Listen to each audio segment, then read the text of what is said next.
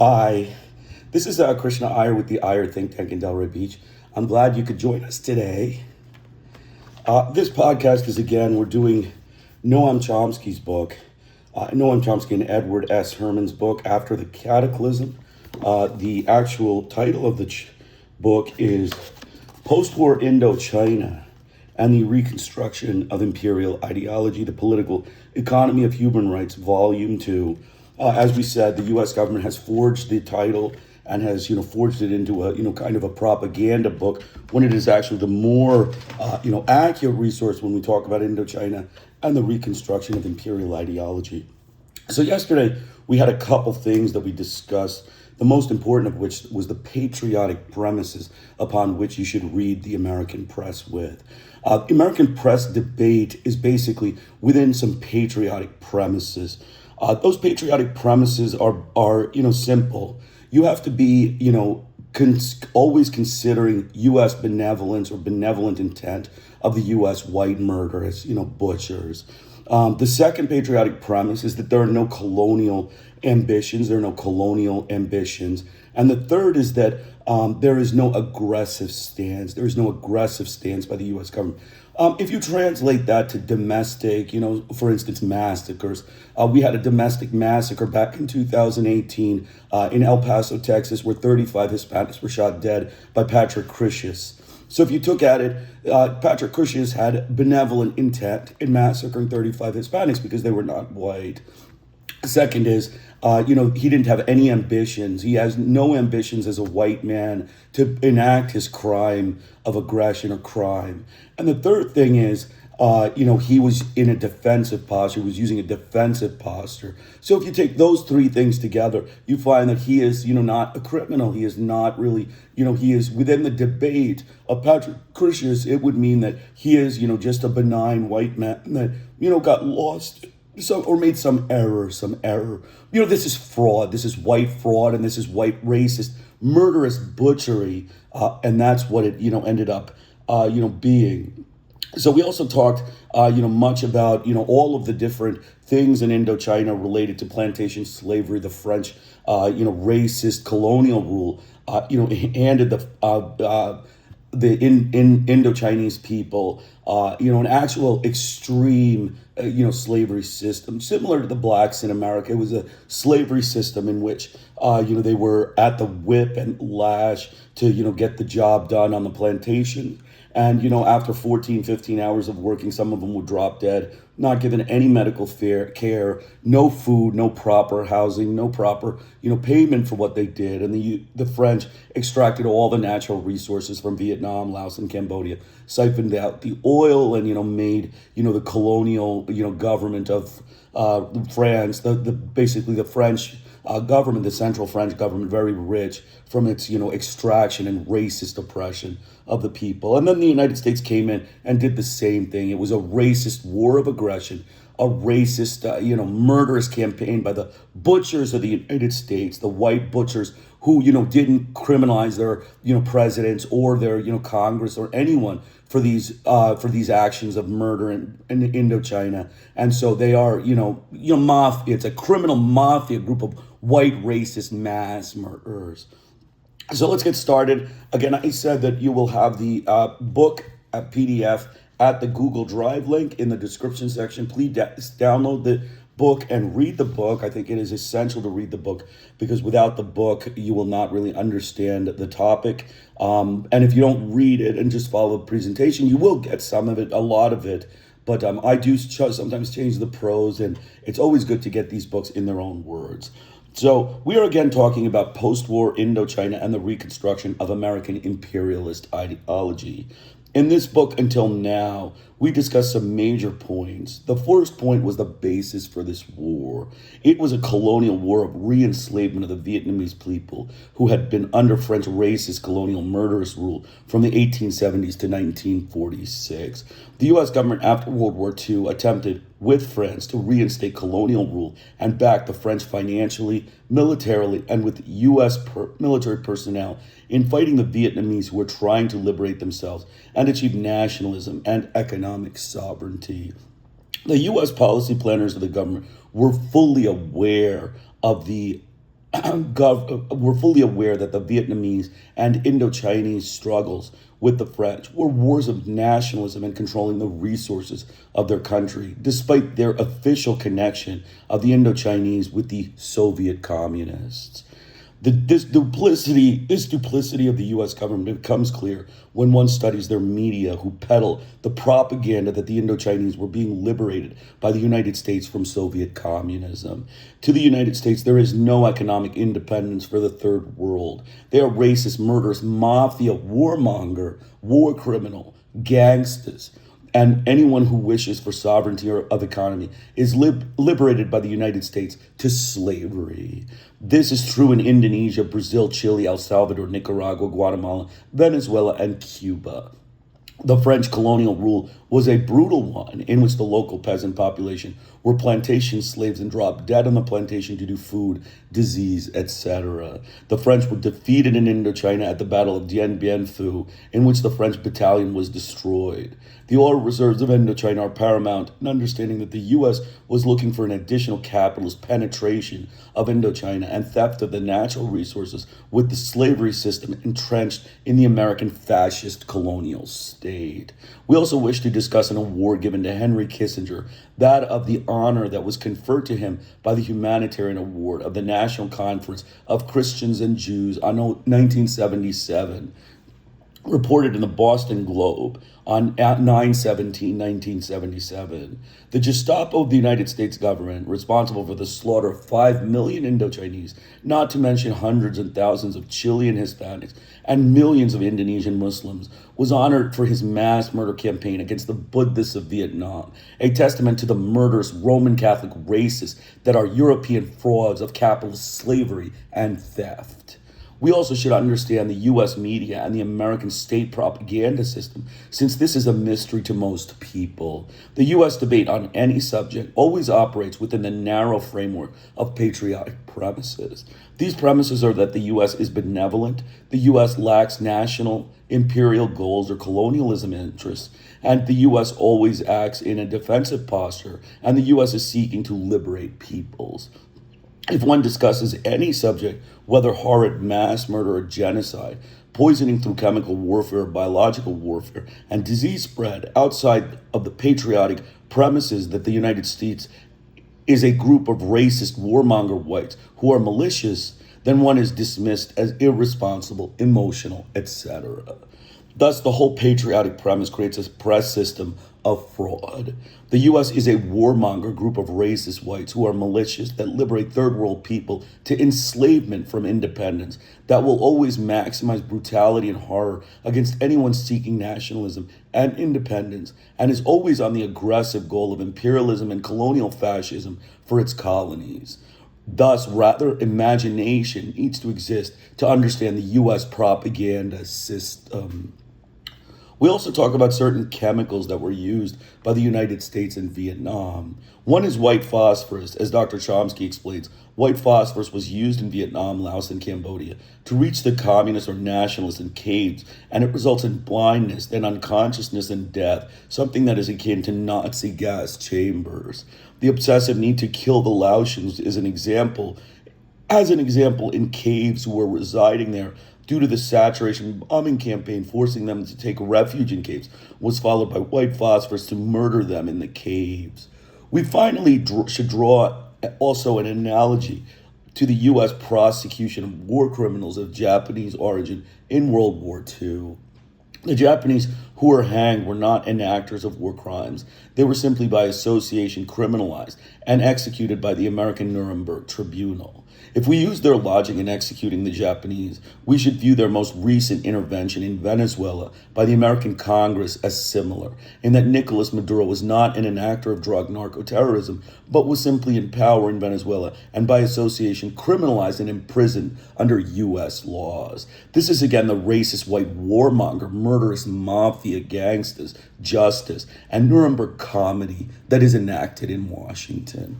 So let's get started. We got, 50, I'm not sure how many pages we're going to do, but we're going to go 2 straight hours. So that'll put our video about 2 hours and 15, 2 hours and 20 minutes. So refugees, Indochina, and beyond. We are now We now turn to the central topic of this volume, the nature of the evidence that has been presented in the West with regard to post-war Indochina, the uses to which such evidence is being put, and the significance of these facts.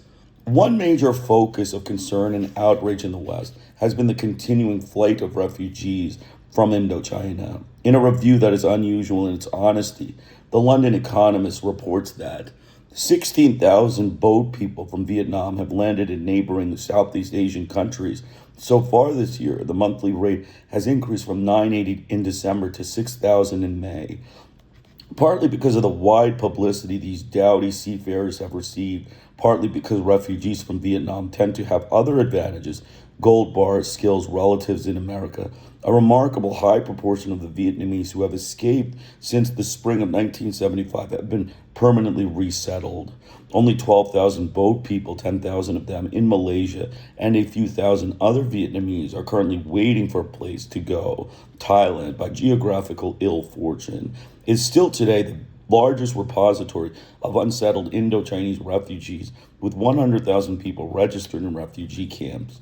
The great majority of these, 83,500 Laotians and 14,000 Cambodians, who are mostly tribesmen and illiterate farmers, have little chance of moving on.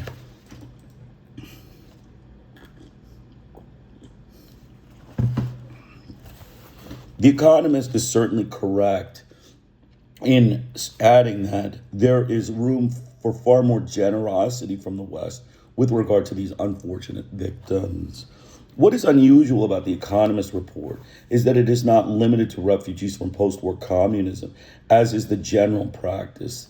The Economist observes that nearly 400,000 people have walked or sailed away from their home country since the beginning of the year in Asia, far less than Africa, where the same report estimates the number of refugees at 2 million. The biggest single group, the report continues, are the Muslim Bengali people who have been fleeing from Burma to Bangladesh at the rate of about 2,000 a day. A June 24th report in the Economist estimates that their number at 175. An earlier report of June 10th reports that they arrive in Bangladesh bearing gruesome tales of atrocities committed by advancing waves of Burmese soldiers and that they are being forced off their lands by Buddhist tribesmen. We learn more about the refugees from Burma elsewhere in the foreign press. Richard Nations reports in the Far Eastern Economic Review that 200,000 refugees fled from Burmese terror in 2 months, a far higher rate than the 2,000 per day estimated by The Economist. During the initial phase of the flight, the rate was 8,000 per day, according to one United Nations veteran of relief operations throughout the world, who described the camps where they were kept as absolute death traps, the worst I've ever seen. Though there was improvement later, Nations continues, refugees tell of atrocities, rape, indiscriminate arrest, desecration of mosques, and razing of villages by Burmese soldiers and local Moog, Arakanese Buddhists, chauvinists, circumstances far worse than anything reported from Vietnam. William Mattern comments in the same journal that the fate of 200,000 or more Burmese Muslim refugees now in Bangladesh can be traced in part to a civil conflict that erupted during World War II when the British organized the Muslim community to fight Japanese who were supported by his Burmese Buddhists in the Arakan Mountains, leading to one of the bloodiest commercial riots in South Asian annals. By the end of September, only about 250 of the refugees had returned home, according to unofficial reports in Rangoon, even though the squalor of camps on the Bangladesh side. A return to their small farms and shops in Arakan, however impoverished, must have some attraction, even for downtrodden Muslims. Informed observers have believed that certainly someone put fear in the hearts of the Muslims of Arakan and is keeping it there. The 200,000 refugees of April to May 1978 were not totally ignored in the U.S. press. On May 1st, the New York Times devoted 150 words on page 13 to a report that 70,000 refugees had fled in 3 weeks, bringing tales of torture, rape, and robbery, including more than 18,000 in the preceding 24-hour period. They fled despite the efforts by Bangladesh forces to seal the borders and turn back illegal immigrants. One refugee asserted that the Burmese army had launched an operation to clear the border area of the Muslim community that was not originally Burmese. Brief mention of this vast refugee flow also appears in subsequent stories. Humanitarians concerned with the suffering people of Asia, particularly the refugees from brutal atrocities and oppression, were clearly alerted to the existence of a major disaster, but the response was unpredictable. Returning to the London Economist report of June 17th on refugees, it points out further that 110,000 Chinese residents fled from Vietnam to China after the government cracked down on the black market and other illegal practices and nationalized businesses in the South. Ethnic Chinese, the report notes, have been the most frequent target of local hostility in Asia, the most extreme example being the massacre of Indonesians in 1965 to 1966. Since the fall of Saigon and Phnom Penh, the report continues, more than 200,000 refugees have fled from Indochina to neighboring countries. A substantial number, though, as we have seen, small by such historical standards as the American Revolution, both in proportion to the total population and relative to the character of the conflict. In addition, some 150,000 Cambodians, including 20,000 ethnic Chinese, have fled to Vietnam.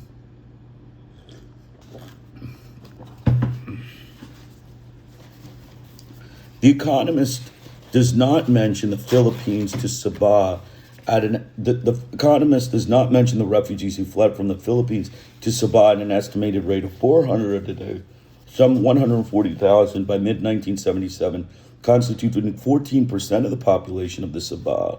The Malaysian government has agreed to allow 90,000 to remain. Nor does it discuss the refugees fleeing from Indonesian terror in Timor, or according to the Western approved version, fleeing from the fierce guerrillas who have forced them to live under their control so that they can be protected, quote unquote, by the Indonesians. See Volume 1, Chapter 3, Section 4.4. As for Vietnam, most of the refugees appear to come from middle-class backgrounds or better, and they believe with some justification that they have the most to lose under communism. Fear of being punished for past actions or association seems to be a factor as well, and officials who have questioned thousands of refugees say that 9 out of 10 identify a desire for freedom as the major factor in the decision to abandon their homelands.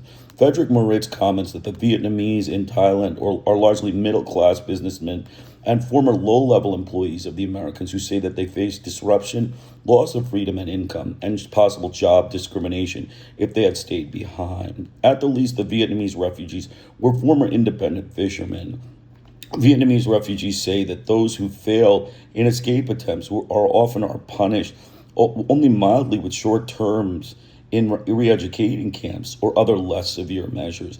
But the Laotian refugees who actively fought communist forces for more than a decade in collaboration with the U.S. Central Intelligence Agency would presumably accept far harsher treatment, long imprisonment or execution. The Cambodians still in the camps, over 14,000, are a mix of farmers, students, military men, and minor government officials. Skilled Cambodians such as technicians and physicians or those who have money have been moved to be resettled.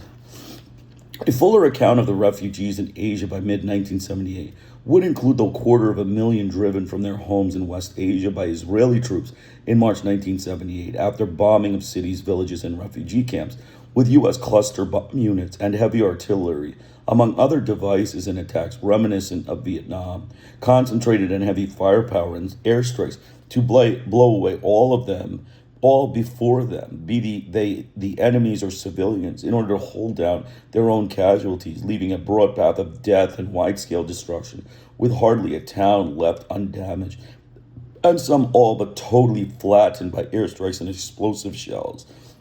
The scope and sweep of the damage here makes a mockery of Israeli claims to have staged surgical strikes against Palestinian bases and camps.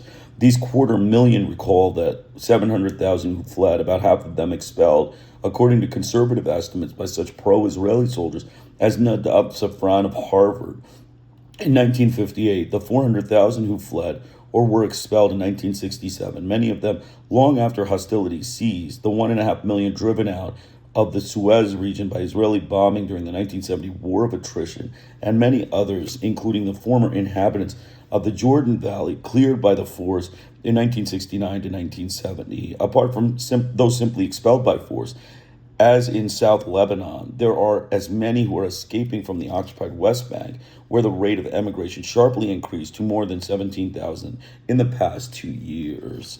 By the later part of 1978, we may add several 100,000 Maronites driven from Lebanon by Syrian bombardment, added to these earlier Lebanese Muslims and Palestinian victims of Syrian forces as Lebanon is further dismembered by civil strife and foreign invasion and intrigue too complex and remote from our focus here to receive a proper discussion. The Economist, October 7, 1978, reports a Lebanese government estimate of about 600,000 exiles, about half of them Maronite, in addition to hundreds of thousands of refugees within Lebanon. The refugees in Asia are by no means, and Africa, by no means exhaust the grim story. In Volume 1, we discussed the massive flight from U.S.-backed terror in Latin America, an estimated 500,000 from Uruguay, perhaps 700,000 from Bolivia, many more from other sub-fascist American states. Keeping just to 1978, in September, more than 60,000 refugees fled Somoza's terror to neighboring Honduras and Costa Rica, joining the 100,000 Nicaraguan exiles already living in Costa Rica, early victims of oppression in a country long favored with the benign attention of the United States. These refugees have evoked no more interest in the United States than the hundreds of thousands fleeing Burma, the Philippines, Zaire, or other non-communist states. Attention is reserved for refugees from Indochina. Editors and columnists plead for greater concern and for aid to the refugees and international condemnation of the repressive policies responsible for their flight, referring solely to the refugees from Indochina and not calling for measures to alleviate the harsh conditions in Indochina that are surely a direct reason for the flight of the refugees and also a factor in the institution of the repressive policies that so concern U.S. humanitarianism. Discussion of the U.S. contribution to the plight of the refugees or of the vast flow of refugees elsewhere would simply not serve the needs of Western ideology at the moment. Consequently, these topics merit no comment or concern. The Social Democrats, USA, published full-page advertisements in U.S. journals calling for compassion and action to help the Indochinese refugees, signed by a wide range of peoples, including some of the most extreme and vocal apologists for U.S. aggression and terror in Indochina. Their compassion, however, is restricted to Indochinese refugees, and the statement makes no mention of any compassionate action to help overcome the consequences of the U.S. war. By late 1978, the refugee flow from Indochina had reached quite substantial proportions. According to the UN High Commissioner on Refugees, over 71,000 had successfully escaped from Vietnam by sea since April 1975. Many more had undoubtedly died in the escape attempts, in addition to the ethnic Chinese who fled by land. In a speech before Boston World Affairs Council, Richard Holbrooke at the State Department reported that in October 1978, a record 10,000 boat people landed in Southeast Asian countries. In the first 2 weeks of November, an additional 10,000 landed in Malaysia alone, fleeing unbearable conditions in their home countries. This dramatic flow of refugees, most of them ethnic Chinese, would be highly damaging to the emerging stability of Southeast Asia. Apparently, the flight of 200,000 Burmese Muslims to Bangladesh in April to June 1978, more than 18,000 in a single day, was not dramatic enough to have reached the attention of the Assistant Secretary of State for East Asian and Pacific Affairs, just as the flight of 140,000 Filipinos failed to reach this threshold. Among the refugees in Latin America, there are also boat people. For example, 1,000 refugees from Haiti who voyaged 800 miles on flimsy sailboats to Florida, where they received harsh and discriminatory treatment by immigration and State Department officials. These refugees fled from oppression and torture in the sub-fascist U.S. client with the lowest living standards in the hemisphere. No rationale has been offered, Golobin continues, for treating the Haitian boat people differently from the Vietnamese and Cubans who have been given asylum as a group. The rationale, however, is obvious enough. As in the case of 140,000 refugees from the Philippines or 250,000 refugees from southern Lebanon, the Haitians are not fleeing from communist tyranny, but rather from unbearable conditions in a client state or acts of a friendly ally, and therefore merit no special concern. In addition to the unwise choice of oppressors, the Haitian boat people have another strike against them. The New York Times reports that there are some 15,000 Haitians in the Bahamas seeking refuge in Florida, which has raised fears that the poor on other islands in the Caribbean may also risk the dangers of the open sea to get a legal foothold in Florida. This is another reason why only 26 Haitians have been granted asylum since 1972, the year when the rotting fish boats made their first landings on Florida beaches. A fear of the inundation by the poor and oppressed of the world can occasionally be relaxed, for example, when seasonal workers are needed in the Southwest or when some political capital can be gained by a demonstration of our humanitarian concerns for victims of communist tyranny, particularly when they are orphans.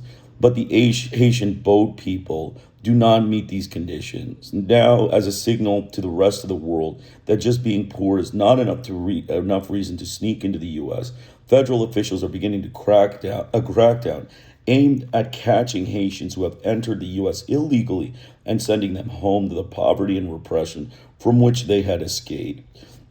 Some 1,200 people arrived from November 1977 to mid-1978, including boat people who spent weeks at sea in sinking craft and were arrested on their arrival if they made it. But the State Department denies that they will be in any danger if returned to Haiti, and a spokesman for the U.S. Immigration and Naturalization Services, cited by Robert Press, assures us that the entire effort is being made with full regard to the administration policy of human rights, which is true enough, though not exactly in the sense he was trying to convey. Temporary work permits that had been granted for 3,000 to 4,000 Haitians are being revoked. Some officials and one church in Miami, Robert Press reports, have charged the U.S. with racism and turning the backs on the needs of the Haitians, a black people. The fact that their oppressor is a U.S. client state is, however, sufficient to explain this treatment. The ironies have not gone entirely unnoticed in the press. Karen DeYoung comments that while the United States is acting to admit more Indochinese immigrants who wash ashore in Asia, it is attempting to deport earlier thousands of boat people who have landed in southern Florida beaches from Haiti. Washington Post, December 22nd, 1978. She notes that this issue of this Haitian boat people has been simmering since 1972, though it was not until a 1977 Supreme Court case, however, that the Justice Department recognized the rights of the Haitians to INS interviews to judge their political asylum claims. But the decision was virtually irrelevant. The INS commissioner said in an interview that practically none of the 9,000 Haitians whose cases were being reviewed in Miami in December 1978 had been adjudged as meriting political asylum. Since the INS is no longer issuing work permits, some Haitians are once again being thrown into jail while awaiting processing. A committee of civil rights lawyers charged that the INS rarely bothers to find out if the refugees are likely to be persecuted if they are forced to return to Haiti. And of course, no questions are raised in the case of flight from a communist state, and deportation proceedings are initiated even before an interview is scheduled under the 1977 Justice decision to hear their claims for asylum. The group charged that the INS, in response to the vast and unexpired numbers of poor illegal Haitians, decided to begin throwing them out, primarily to avoid setting and encouraging precedent in other third world illegals. The London Economist estimating the number of Haitians illegally in the United States at 30,000, most of them boat people, added that as many as 150 Haitians are being dealt with each day by INS, with only 1 or 2 minutes for each case to be heard, while spokesmen for the Haitian community in southern Florida wonder out loud why Haitians are not accorded the same treatment as thousands of Cubans and Vietnamese, December 30th, 1979. The treatment of refugees in the mass media and by the U.S. official action seems to depend once again on political, economic, ideological rather than human rights considerations. The earlier classification of terror used in Volume 1 is fully applicable to the refugees as well. Benign, for example, Burma, where no one cares. Constructive, Latin America, where the flow stems from action serviceable to U.S. interests. Nefarious, Indochina, where the blame can be placed on the evils of communism, overlooking the insignificant matter of the U.S. legacy of intervention. The legacy of U.S. intervention. Refugees of the first and second categories can be shipped back to tyranny or left to not rot in oblivion wherever they may land, as long as it is not here. But refugees in the third category call for stirring cries of indignation, editorial denunciation, passionate speeches in the halls of Congress, outraged protests from spokesmen for human rights, and moving words, rarely deeds of compassion, in keeping with the lofty traditions of Western humanism. In an editorial entitled Indochina Debt That Lingers, the New York Times writes, the case for American help to the refugees of Indochina continues to be self-evident. After our involvement in Southeast Asia, no debate over who owes them how much can be allowed to obscure the worst horrors experienced by many of those in flight. The Times recognized no case for American help to the many hundreds of thousands of refugees elsewhere in Southeast Asia and beyond. Indeed, one could hardly know of their existence from the pages of America's leading newspaper, and most remarkably, recognizes no debt to the victims of U.S. barbarism who remain in their ravaged lands and who vastly outnumber the refugees. For the editors of the Times, the efforts of the Indo-Chinese governments to rebuild are the subject only for censure because of the suffering their people endure, a sure proof of communist iniquity.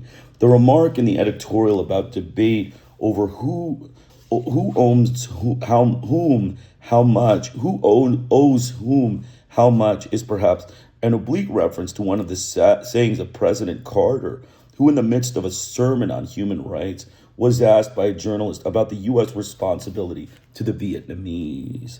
We owe them no debt, the great humanitarian, President Carter responded, because the destruction was mutual, as a tour through the bombed-out ruins of San Francisco and the Georgia countryside will reveal.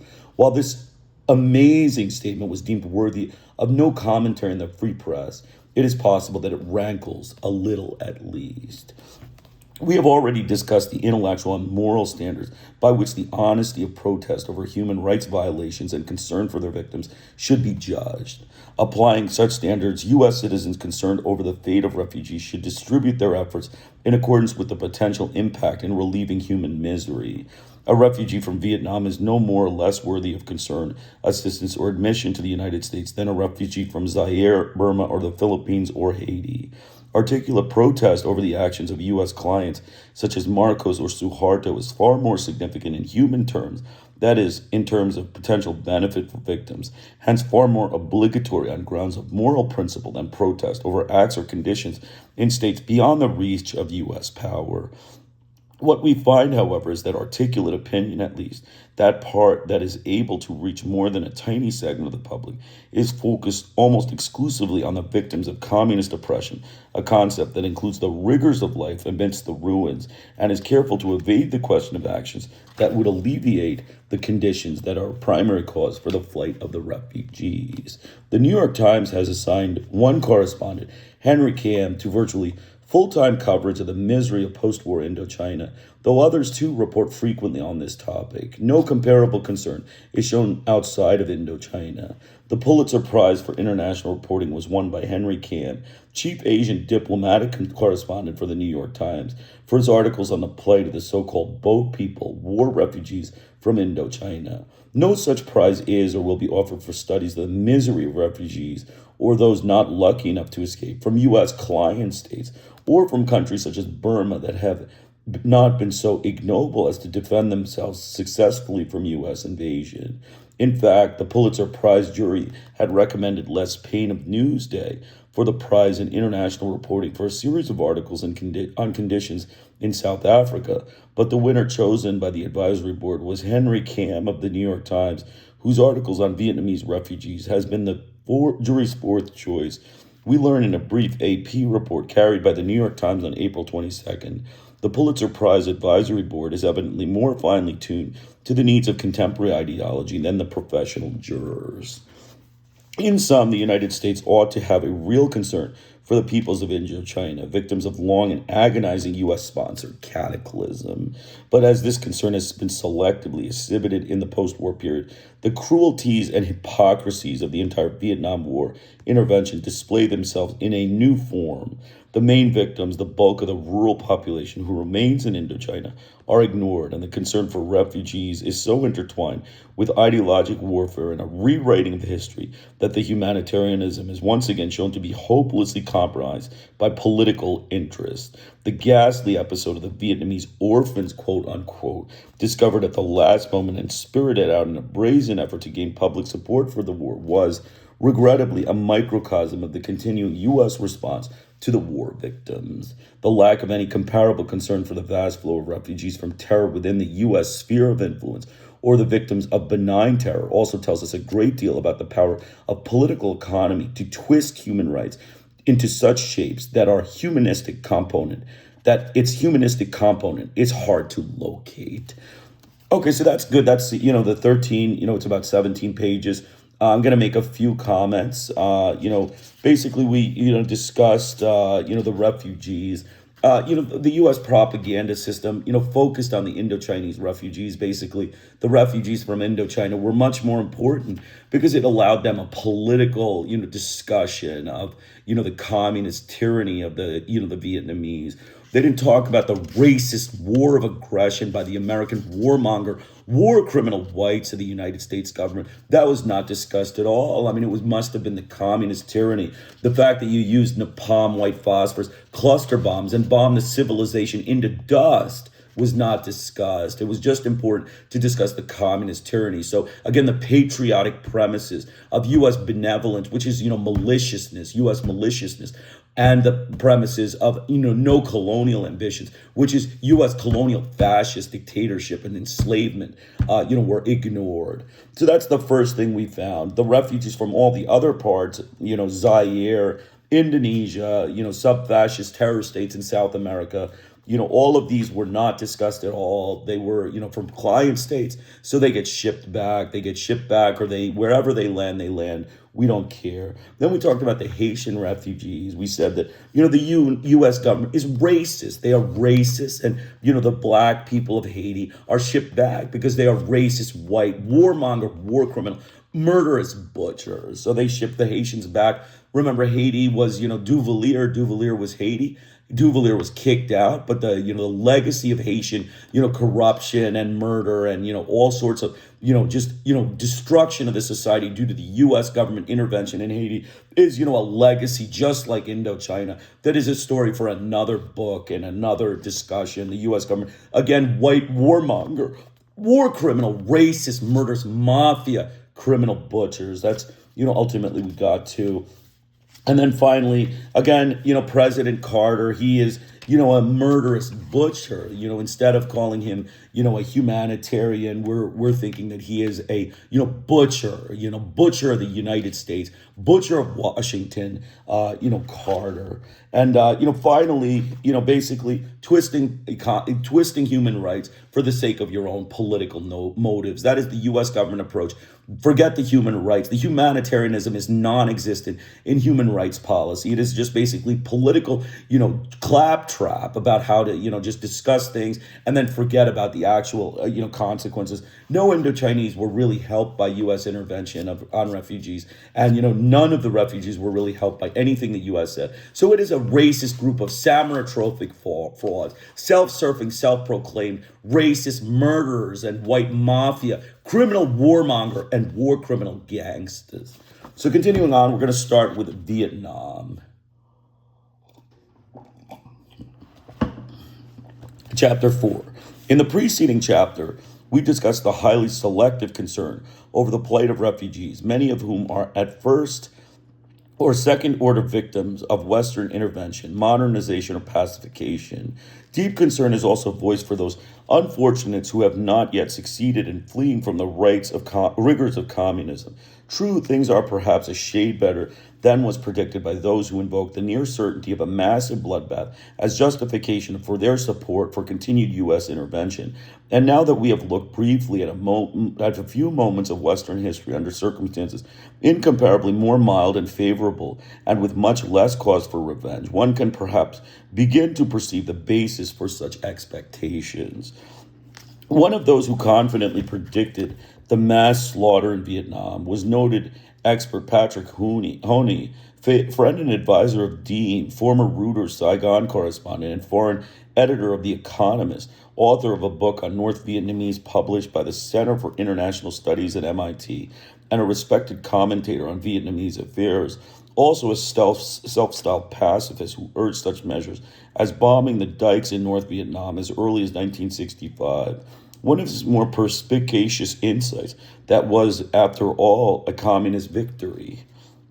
All believed to pose a threat, real or potential, to the communist regime will be killed at once, and some of the remainder may be permitted to postpone execution as long as they continue to work as unpaid slave laborers. Calculated on the basis of past communist deeds and given the size of South Vietnam's population, the minimum number of those to be butchered will exceed 1 million and could rise to several times that figure.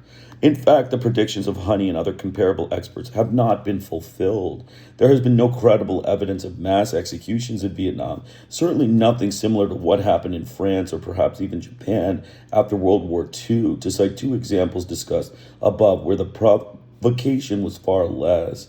But some of the measures enacted by the victors have nevertheless been invoked to demonstrate both communist perfidy and the double standards of those who oppose the war.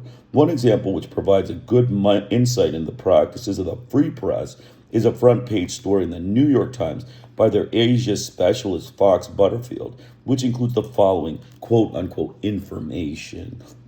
The communists say they have also forced 260,000 Montagnards, the nomadic hills tribesmen in the south, to settle down in the last 3 years. Similar efforts by South Vietnamese regimes before 1975 drew angry protests from Americans opposed to the war. Since it seemed to us unlikely that the communists would say that they had forced Montagnards to resettle, and since we recall no angry protests over earlier resettlement of Montagnards, we wrote Mr. Butterfield to inquire as to the source of his information. He was kind enough to respond, which is unusual. Most efforts to track down the source of what appears in the press are unavailing. In a letter of June 12, 1978 from Hong Kong, Butterfield cites as his source a March 19 report by the Vietnam News Agency, which he quotes as follows. 300,000 former nomads in the Central Highlands provinces of Gai Lai, Kang Tum, Dak Lak, and Lam Dong have now settled and, together with soldiers and pioneers from the plains, cleared hundreds of thousands of acres of virgin lands and built hundreds of new economic zones. He also cites a TASS dispatch on January 25th, giving figures of both North and South, with the specific figures of 260,000 for the South. Note the way this information has been transmuted into a forced resettlement as it becomes a feature story in the New York Times. With regard to the protest by Americans, Butterfield writes, I can only tell you that during more than 2 years as a correspondent in Vietnam, I often received letters from American friends suggesting I write articles detailing U.S. and South Vietnamese measures to compel the Montagnards to settle down. In fairness, if such a standard was applied to the actions of the Diem Can, Khai, and Thu government, it should be maintained now for a communist regime. This response gives an interesting indication of the kind of thinking that informs the news columns, not to speak of the editorials, in the free American press. First, we may ask whether letters from friends are correctly described as angry protests from Americans opposed to the war and provide a sufficient evidentiary basis for characterizing and defaming a mass popular movement. Second, note the assumption, based on no cited evidence, that the communists have compelled the Montagnards to resettle. Note finally the belief that fairness requires that Americans opposed to the war now direct angry protests against the Vietnamese communists. Even if Butterfield had some factual basis for his assertions, consider the standards he invokes in his news columns. The Vietnamese have resettled 300,000 Montagnards by means that he does not know. In comparison, the U.S. imposed government claimed to have moved no less than one-third of its population to strategic hamlets by the summer of 1962 to quote-unquote protect them from the communists. And according to U.S. officials, had the support of about half the population, while the U.S. imposed regime could claim only minimum popular support. This was undoubtedly a forced relocation, as contemporary reports and later studies made very clear. The Montagnards were particularly hard hit by the forced relocation programs. Dennis Duncanson of the British Advisory Mission, a passionate supporter of the U.S. intervention and now widely respected commentator on Indochina, reports without critical comment that the policy of random bombardment of villages in open zones was the principal cause of a huge migration of tribesmen in the summer of 1962, citing estimates from 125,000 to 300,000. The Pentagon Papers cite intelligence reports on indiscriminate bombing in the countryside, which is forcing innocent or wavering peasants toward the Viet Cong, and on the flight of 100,000 Montagnards from Viet Cong-controlled areas due principally to Viet Cong excesses and the general intensification of the fighting in the highlands, noting again the extensive use of artillery and aerial bombardment and other apparently excessive and indiscriminate measures by GV and military and security forces, a more plausible cause for the flight than the Viet Cong excesses, a phrase that was very possibly added as a reflex in the typical ideologic style of intelligence reports. A CIA report of July 1962 mentions extensive relocation Montagnards, allegedly resulting from fear of Viet Cong and newfound respect for power GVN, has manifested bombing attacks and used helicopters. Recall that the U.S. pilots were flying some 30% of bombing missions in 1962, and that all the equipment, of course, was supplied by the United States to the forces it trained and organized.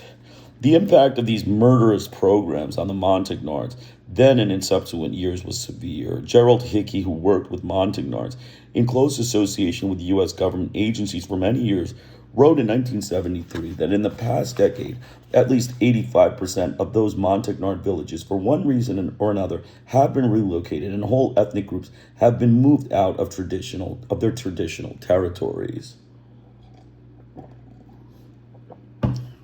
While he is a bit coy about the reasons, other sources, such as those just mentioned, make them clear enough. He reports that according to Saigon officials in the Ministry of Ethnic Minorities, 200,000 to 900,000 Montagnards perished during this grim decade, and at least 120,000 are crammed into dreary and inadequate refugee centers where they are shattered and demoralized. Most of the territories were under the NLF-NVA control, and the South Vietnamese, out of fear of losing control of population, prefer that relocated Montagnards remain where they are. In the refugee centers, Hickey concludes that there may be a giant glint of hope in reports that in some of the communist-controlled areas, Montagnard refugees are being returned to their former sites to rebuild villages. If this is so, it could mean that the salvation of the Montagnard way of life, particular restoration of their self-sufficiency, and with it their dignity. Other Americans have also observed that their fade. Earl Martin describes the situation of hundreds of Montagnards swept up along with 7,000 Vietnamese farmers in Operation Malheur, sent to a camp where camp life for the tribal people looked less like integration than genocide. In fact, gradually they started to die off, pleading in vain to be permitted to return to their hills, even though these areas were being subjected to constant U.S. bombardment. Contrary to the statement of the Times correspondent, there were regrettably few, if any, angry protests at the time of these programs by the Americans opposed to the war.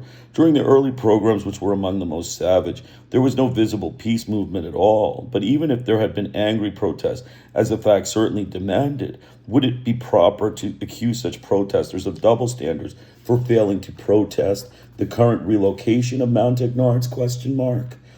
Does fairness require that when a Vietnamese government relocates 300,000 Montagnards by means that are unknown, U.S. citizens must protest exactly as they did, rather should have done, when the U.S. government and a regime that had forcefully imposed armed and trained bombed hundreds and thousands of Montagnards into protected areas or drove a third of the population of South Vietnam into virtual concentration camps surrounded with barbed wire and controlled by police, question mark?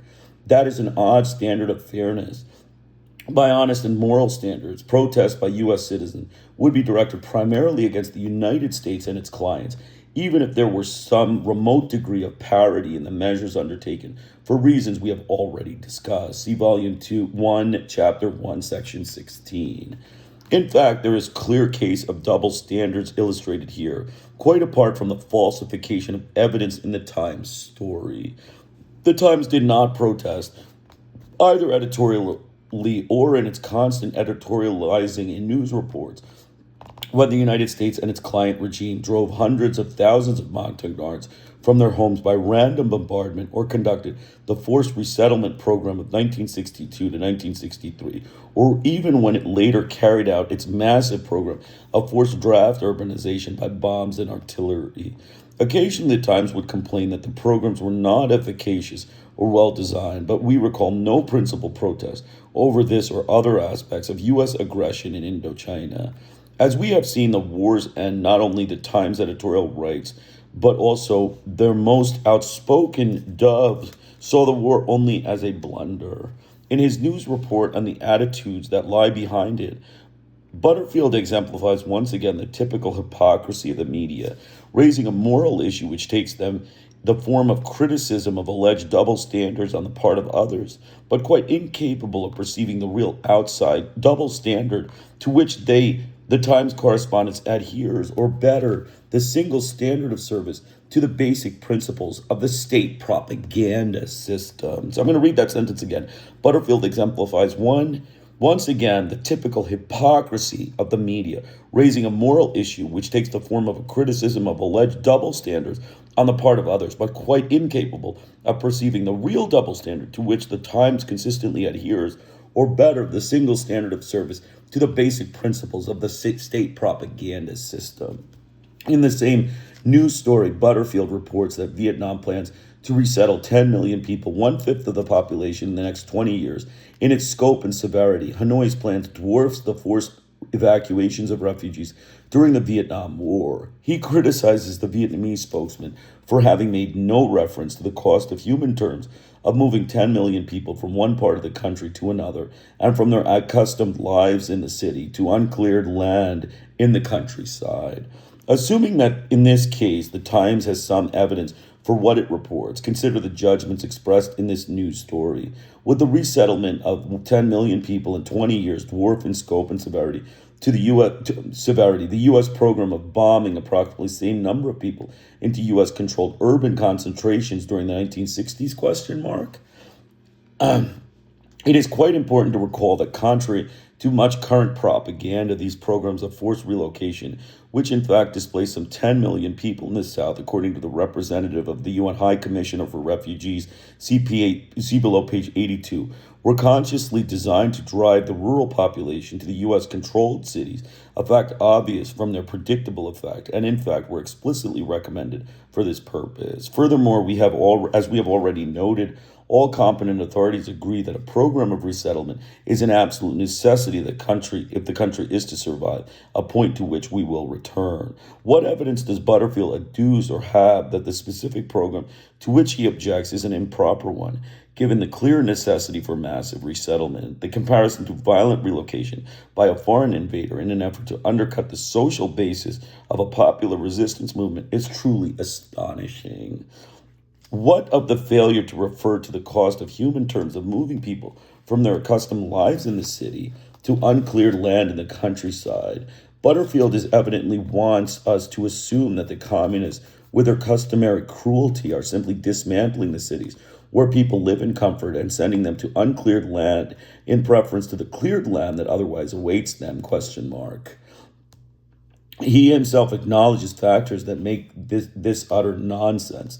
The accustomed lives in the city were sheer hell for the vast numbers of victims of U.S. savagery, while those more favored could hardly maintain their accustomed lives after the collapse of the totally artificial foreign-based economy and must turn to productive work unless there is to be mass starvation. That much is elementary, nor is there any reason to suppose that the Vietnamese are purposely sending urban residents to uncleared land out of some peculiar form of malice. Such evidence as exists, quite apart from mere common sense, suggests that they will attempt to create a viable economy self-sufficient in agriculture. All of this is obvious except to correspondent editorials in the U.S. propaganda institutions. It is interesting to compare the Times analysis with that of Nyan Chanda. See footnote 4, based on the familiarity with the region and a recent visit. Like the New York Times, Chanda discusses the 50,000 functionaries and political personalities of the former regime's civil and military in re-education camps, the sometimes troubled accommodation of the bitterly anti-communist Catholics to the new regime, and the conflicts between certain segments of the Buddhist community and the communist authorities, the discontent and suffering of urban residents of the South who blame the communists for the radical decline in living standards for the bourgeoisie when the U.S.-based economy collapsed from the U.S. withdrawal, and the problem of corruption and bureaucratic inefficiency. As distinct from the Times and other U.S. media, he also outlines the background and context of what is happening in Vietnam and discusses in some detail the careful and progressive measures that are being taken by the regime to try to deal with the awesome problems of reconstructing the socioeconomic structure ravaged by 2 decades of separation and war. In the South, Chanda writes, the security situation is much improved over 1976, with no armed military patrols in Saigon and no military in evidence on the road leading to the Mekong Delta or on bridges.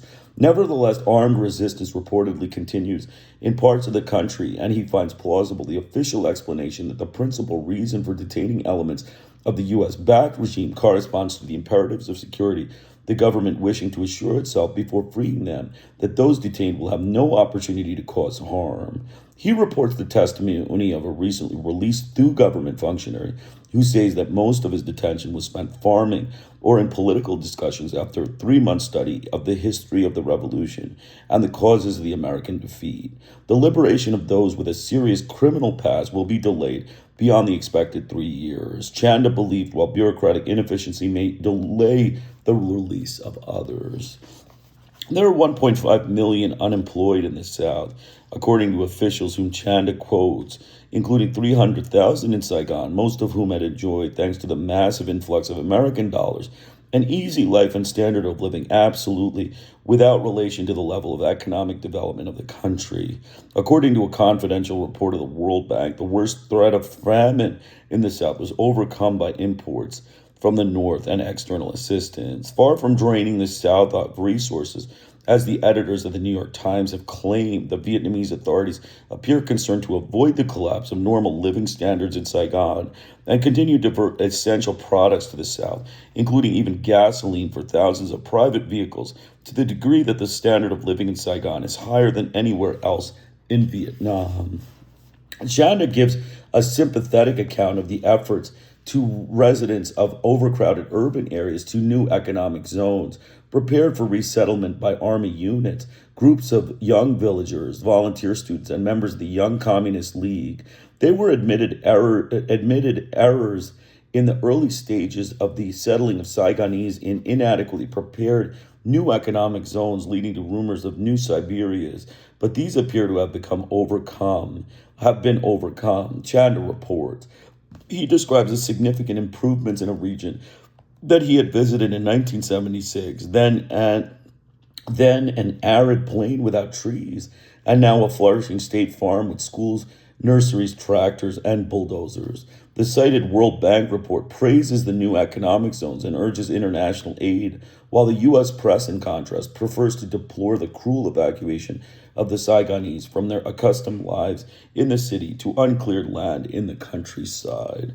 Chanda also describes the slow and careful moves that the government is making to encourage cooperation among the individual presence of the Mekong Delta and to increase food production, the introduction of double harvests, and impressive projects to improve the land, as well as efforts to develop small-scale industry to offer needed goods to the peasants so that they will agree to send the agricultural surplus to the cities. As for the corruption described with much glee by Western journalism, he writes that it is, in a way, an inevitable phenomenon after 30 years of sacrifice and privations, particularly in Saigon, where substantial quantities of imported consumer goods are still to be found, though the government, which has quite openly discussed the problem, is taking measures to overcome it, not overlooking the severe temptations for a soldier who has been fighting in the jungle for 10 years and would now like to send a small present to his wife at home. The description, while not sparing in criticism, is radically different in character from the bulk of what is presented in the U.S. press in an effort to demonstrate communist depravity. It even suggests that the United States might have some lessons to learn, lessons that might be applied in its Latin American domains, for example, from people who entirely lack the resources of the world's richest country and who are facing problems immeasurably more severe than in the U.S. satellites. Or perhaps the lessons might be applied to the outright U.S. colonies, such as Guam, where, according to a report by Butterfield, Asian workers have been systematically underpaid, physically abused, and intimidated by threats of deportation if they complain, often apparently with the complicity of United States government officials. The situation is like slavery in the South before the Civil War, says a Department of Labor official who adds that his life was threatened when he was sent here to investigate the situation. One might even be so naive, perhaps, so as to imagine that the facts that Chanda reports might lead the New York Times editors, who are presumably aware of them, to reconsider their high-minded belief that our Vietnam duty is not over, referring solely to the horrors of the refugees, and to conceive of this lingering debt as encompassing also a response to the appeal of the concepts of the World Bank for international assistance for the resettlement projects within Vietnam. The World Bank is not alone in recommending resettlement. A vast resettlement of Vietnamese away from the cities and back to the countryside is likely to get underway soon, probably aided by United Nations-sponsored funds. A UN report describes such mass population movement as a top priority if Vietnamese agricultural production is to recover. The head of the UN mission that visited Vietnam for a month in March 1976 told a news conference at the UN in New York that I am satisfied in light of my experience that coercion is not exercised. He also expressed his opinion that those who crowded into the cities of the South during the war did not want to stay in the cities.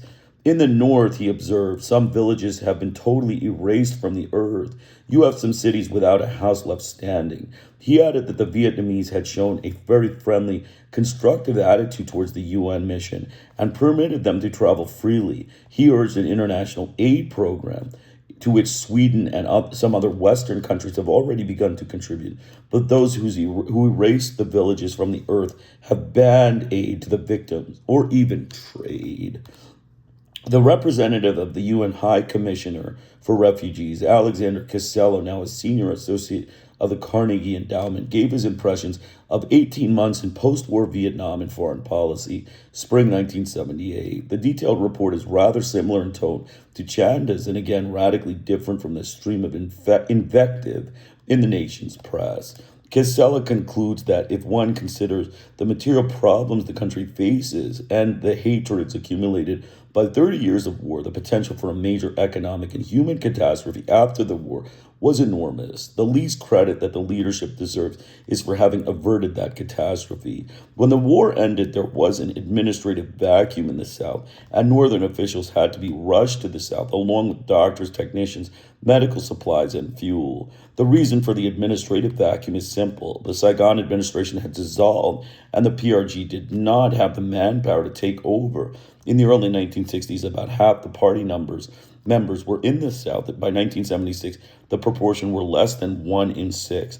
Why had the proportion changed?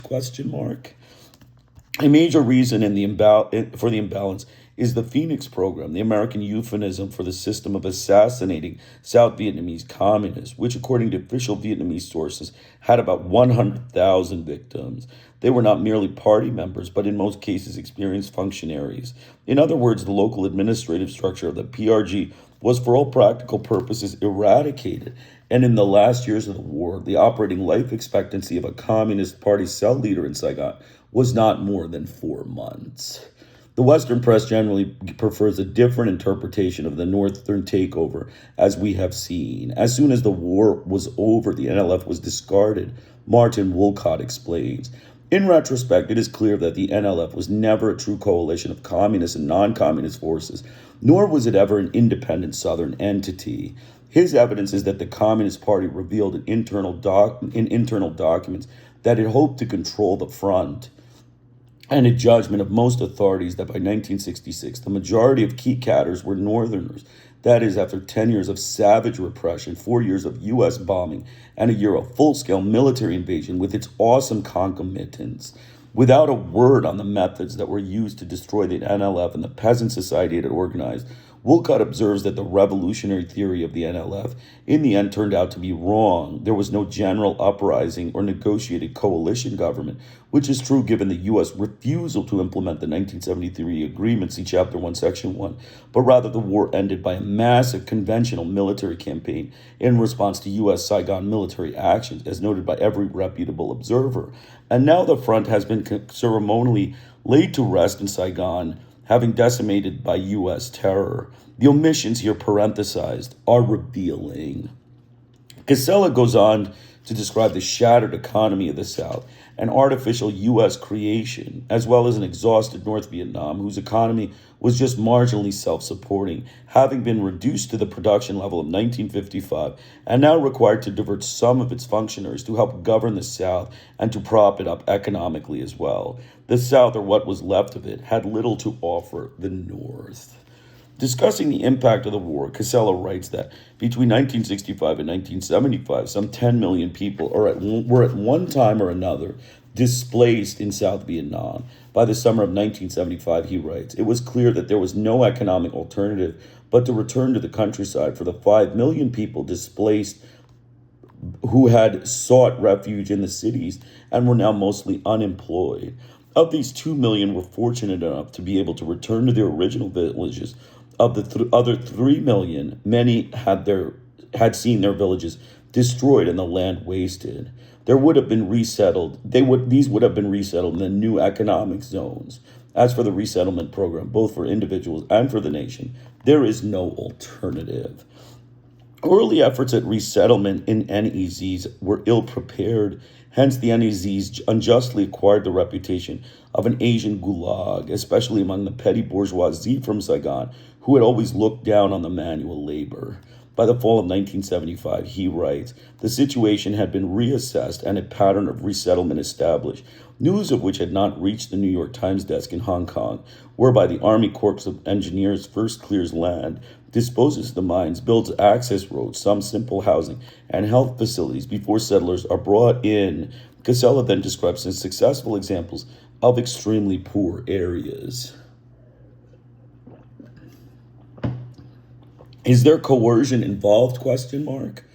If forcing means at gunpoint, then the answer is an emphatic no. But it would not also be incorrect to say that there is no pressure on the unemployed people of Saigon to leave for the countryside. Explaining these pressures, he describes what Butterfield calls the accustomed lives in the city for the poor who rarely arouse the compassion that beats so strongly in the hearts of Western commentators for middle and upper class collaborators with the imperial venture. Saigon's 4th precinct is one of the poorest areas in the city, one unto which few foreigners are ventured. Situated in a swamp, it is a maze of alleys in a jungle of dilapidated shacks made of corrugated iron and the leftovers from plywood packing cases. Its population rose from 60,000 in 1960 to 200,000 by the war's end, about half unemployed. Resettlement in the displaced persons in the 4th precinct was given priority. And by the summer of 1977, 60,000 had already been moved to new economic zones in Long An and Tay Ninh, the areas most had come from. He quotes a member of the People's Committee of the 4th Precinct and a survivor of 7 years in prison on Kon San Island, who claims that we have more people who volunteered for resettlement than we can handle. The problem of resettlement also exists in the north, where most of the populated areas along route the south from Than Ho to the 17th parallel look like a lunar landscape, pitted with bomb craters for mile after mile. Some 2 million people were displaced in the north, he estimates, mostly from regions that were among the poorest in Vietnam.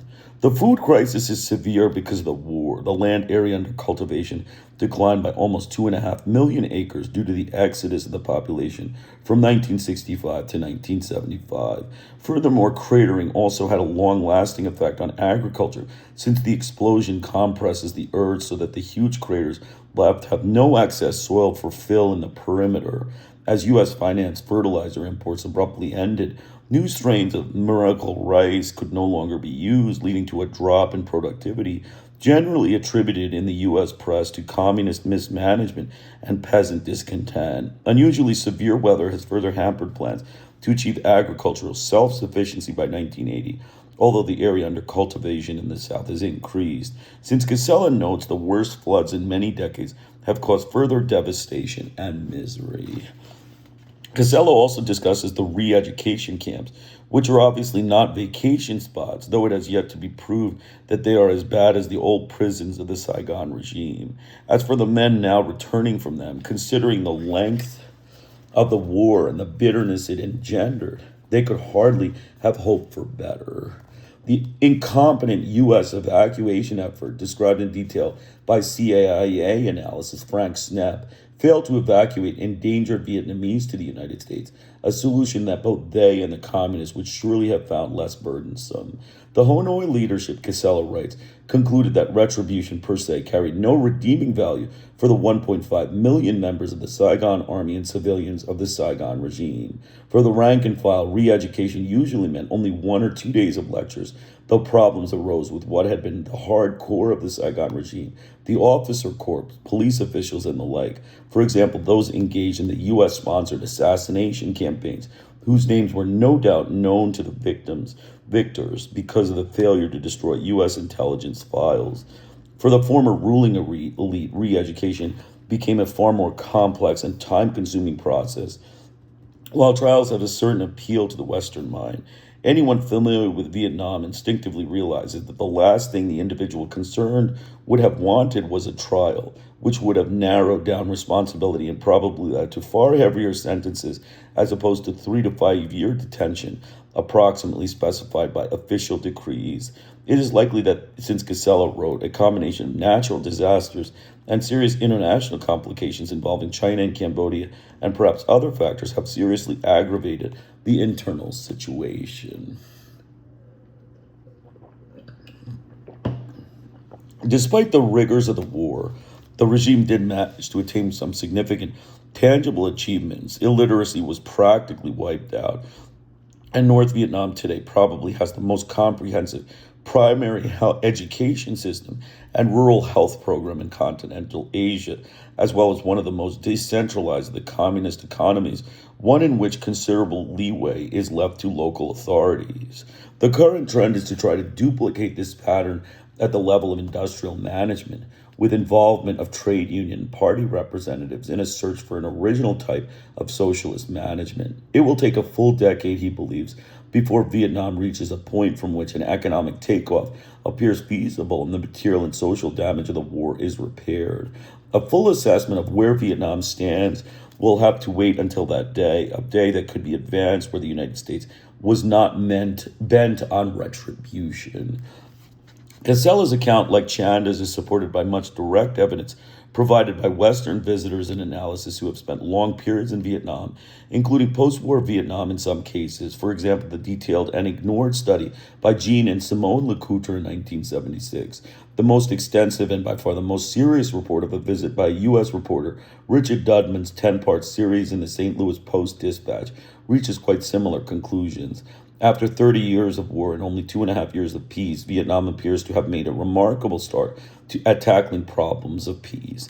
He confirms that the South appears to be a burden rather than a prize for Hanoi, and reports the view that some of the best informed Western diplomats in Hanoi that the shortage of communist cadres as a result of Operation Phoenix and other U.S. terrorist programs remains a major problem in the South. Western diplomats report a net rice transfer from North to South in 1975 and 1976, but probably not 1977. The new Ho Chi Minh City, Saigon, probably is better for the many factory employees and others now known as workers, but worse, at least economically, for much of the middle class and for many of the self-employed, which is not very surprising given the collapse of an artificial economy that was based on a foreign dole. For the time being, South Vietnam has something of the feel of an occupied territory, Dudman writes. Unlike most U.S. journalists, Dudman describes the social and economic development program undertaken to overcome the effects of the war and reports interviews with Ngo Kong Duc and other well-known non-communist intellectuals who support the new regime and are therefore blanked out of the U.S. press. All in all, his report, with its professional character and integrity, stands in striking contrast to the exclusive search for negatives that is labeled, quote, news about Indochina in the nation's press. The liberal weekly Newsweek depicts the events of post-war Vietnam in its issue of May 23, 1977. In the index, we read, 2 years after the fall of Saigon, the Unified Socialist Republic of Vietnam is still no workers' paradise. Nearly 100,000 former South Vietnamese soldiers and officials are suffering in re-education camps from which many of them may never emerge. With the economy in bad shape, hordes of city folk have been moved to new economic zones in the countryside, which lack nearly all the comforts of home, such as the comforts of the 4th Precinct in Saigon or the villages that have been erased from the map and the war always supported, sometimes with timid reservations by Newsweek editors. The accompanying article gives no insight into why the economy is in bad shape, nor has Newsweek been noted for its sarcasm about the workers' paradise in, say, the Philippines, South Korea, Guam, or much of Latin America, to mention a few cases where U.S. influence and control extends beyond 2 years and where instead of B-52 treatment, the United States is supposedly aiding the population. See Volume 1, Chapter 4, however, for a discussion of the de facto impact of this aid. The journal then presents a discussion of life in the new Vietnam, revealing that 2 years after the communist victory, there are still beggars, prostitutes, and black marketeers in Saigon, sure proof of communist iniquity as compared with the benevolent humanitarianism of the United States, which would never tolerate such a scene in Saigon, Manila, Guam, or Santo Domingo, or Harlem. Western intelligence reports and the tales told by refugees and foreign travelers paint a dreary picture of life in Vietnam. They quote a Frenchman returning from Vietnam who reports the feeling in the country that 2 years after the war is really too long for this sort of thing to go on, referring to the re-education camps, but failing to offer a comparison to the warm and sympathetic treatment of collaborators by the French or the British and U.S. re-education camps and forced labor for POWs up to 3 years after the German defeat. See Chapter 2, Section 2. Newsweek also describes the new economic zones to which city dwellers have been removed, deprived of all of the comforts of home. Many of these zones have already become rural slums of shabby huts inhabited by dispirited city people trying to coax crops out of marginal farmland. In many cases, the government has failed to provide the new farmers with seeds and tools. In its sole reference to the war, Newsweek writes that the war has left Vietnam's economy in a dreadful state. The North Vietnamese, some residents of Saigon believe, are intent on leveling the economy of the once prosperous South to punish us, which is true. Some residents of Saigon do believe this in defiance of the facts cited above that are nowhere mentioned in Newsweek, nor is there mention of the fact that the once prosperous South, needless to say, the 4th Precinct and its counterparts throughout the country deserve no mention, was an entirely external, artificially induced phenomenon Casella created as a service economy, complete with hundreds of thousands of prostitutes, drug addicts, beggars, and servants, for the benefit of the U.S. invaders and their local clients, which disappeared when the economic crunch that had supported South Vietnam for the previous 15 years collapsed in April 1975, as stated by Casella. The article also discusses Hanoi admission of serious managerial errors, corruption, black marketeering, and resistance. There is no mitigating word, not a mention of the past or continuing U.S. role. There are three accompanying pictures enliven this account. One is captioned, Lecture at a Re-Education Camp. 2 years after the fall of Saigon, routine scores are still being settled, so different from the U.S. practice discussed in Chapter 2, Section 2. A section is captioned, Camp officers relax, don't spare the rod, no rod is visible. The third picture shows rather well-dressed children holding agricultural implements under a red flag. For all we know, it might be a picnic. The caption reads, New Economic Zone, Hardship Post for City Folk. Small wonder that the same issue of Newsweek contains a letter from a reader defending Nixon with the following comment. We forgave the British, the Germans, and the Japanese and are currently in the process of forgiving the Vietnamese. Doesn't Richard Nixon deserve the same consideration? Nothing could reveal the power of U.S. propaganda system more persuasively than the fact that readers who gain their picture of reality from Newsweek and similar specimens of the U.S. free press can speak about forgiving the Vietnamese, quote unquote, for their sins against us. Perhaps they're also enlightened Germans who are in the process of forgiving the Jews.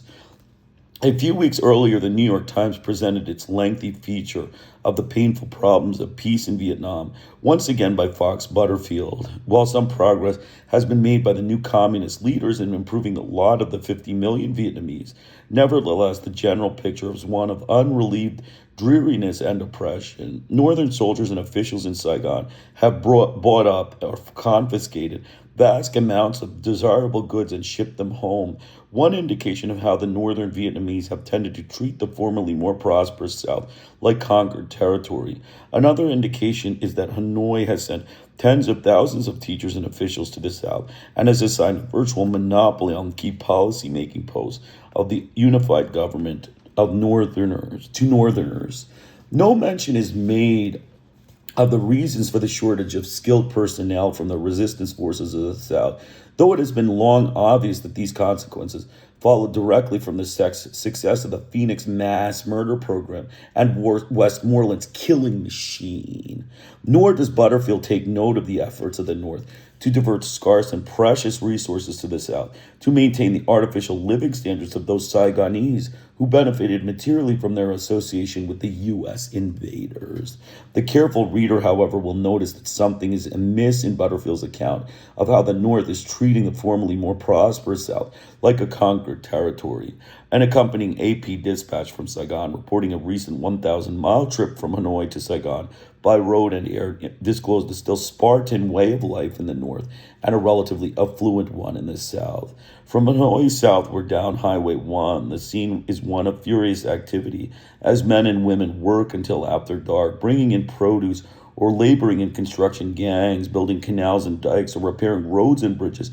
Every bridge along the way was destroyed by United States bombing. In the north, where factories and brick kilns work around the clock, effort seems concentrated on industrial construction.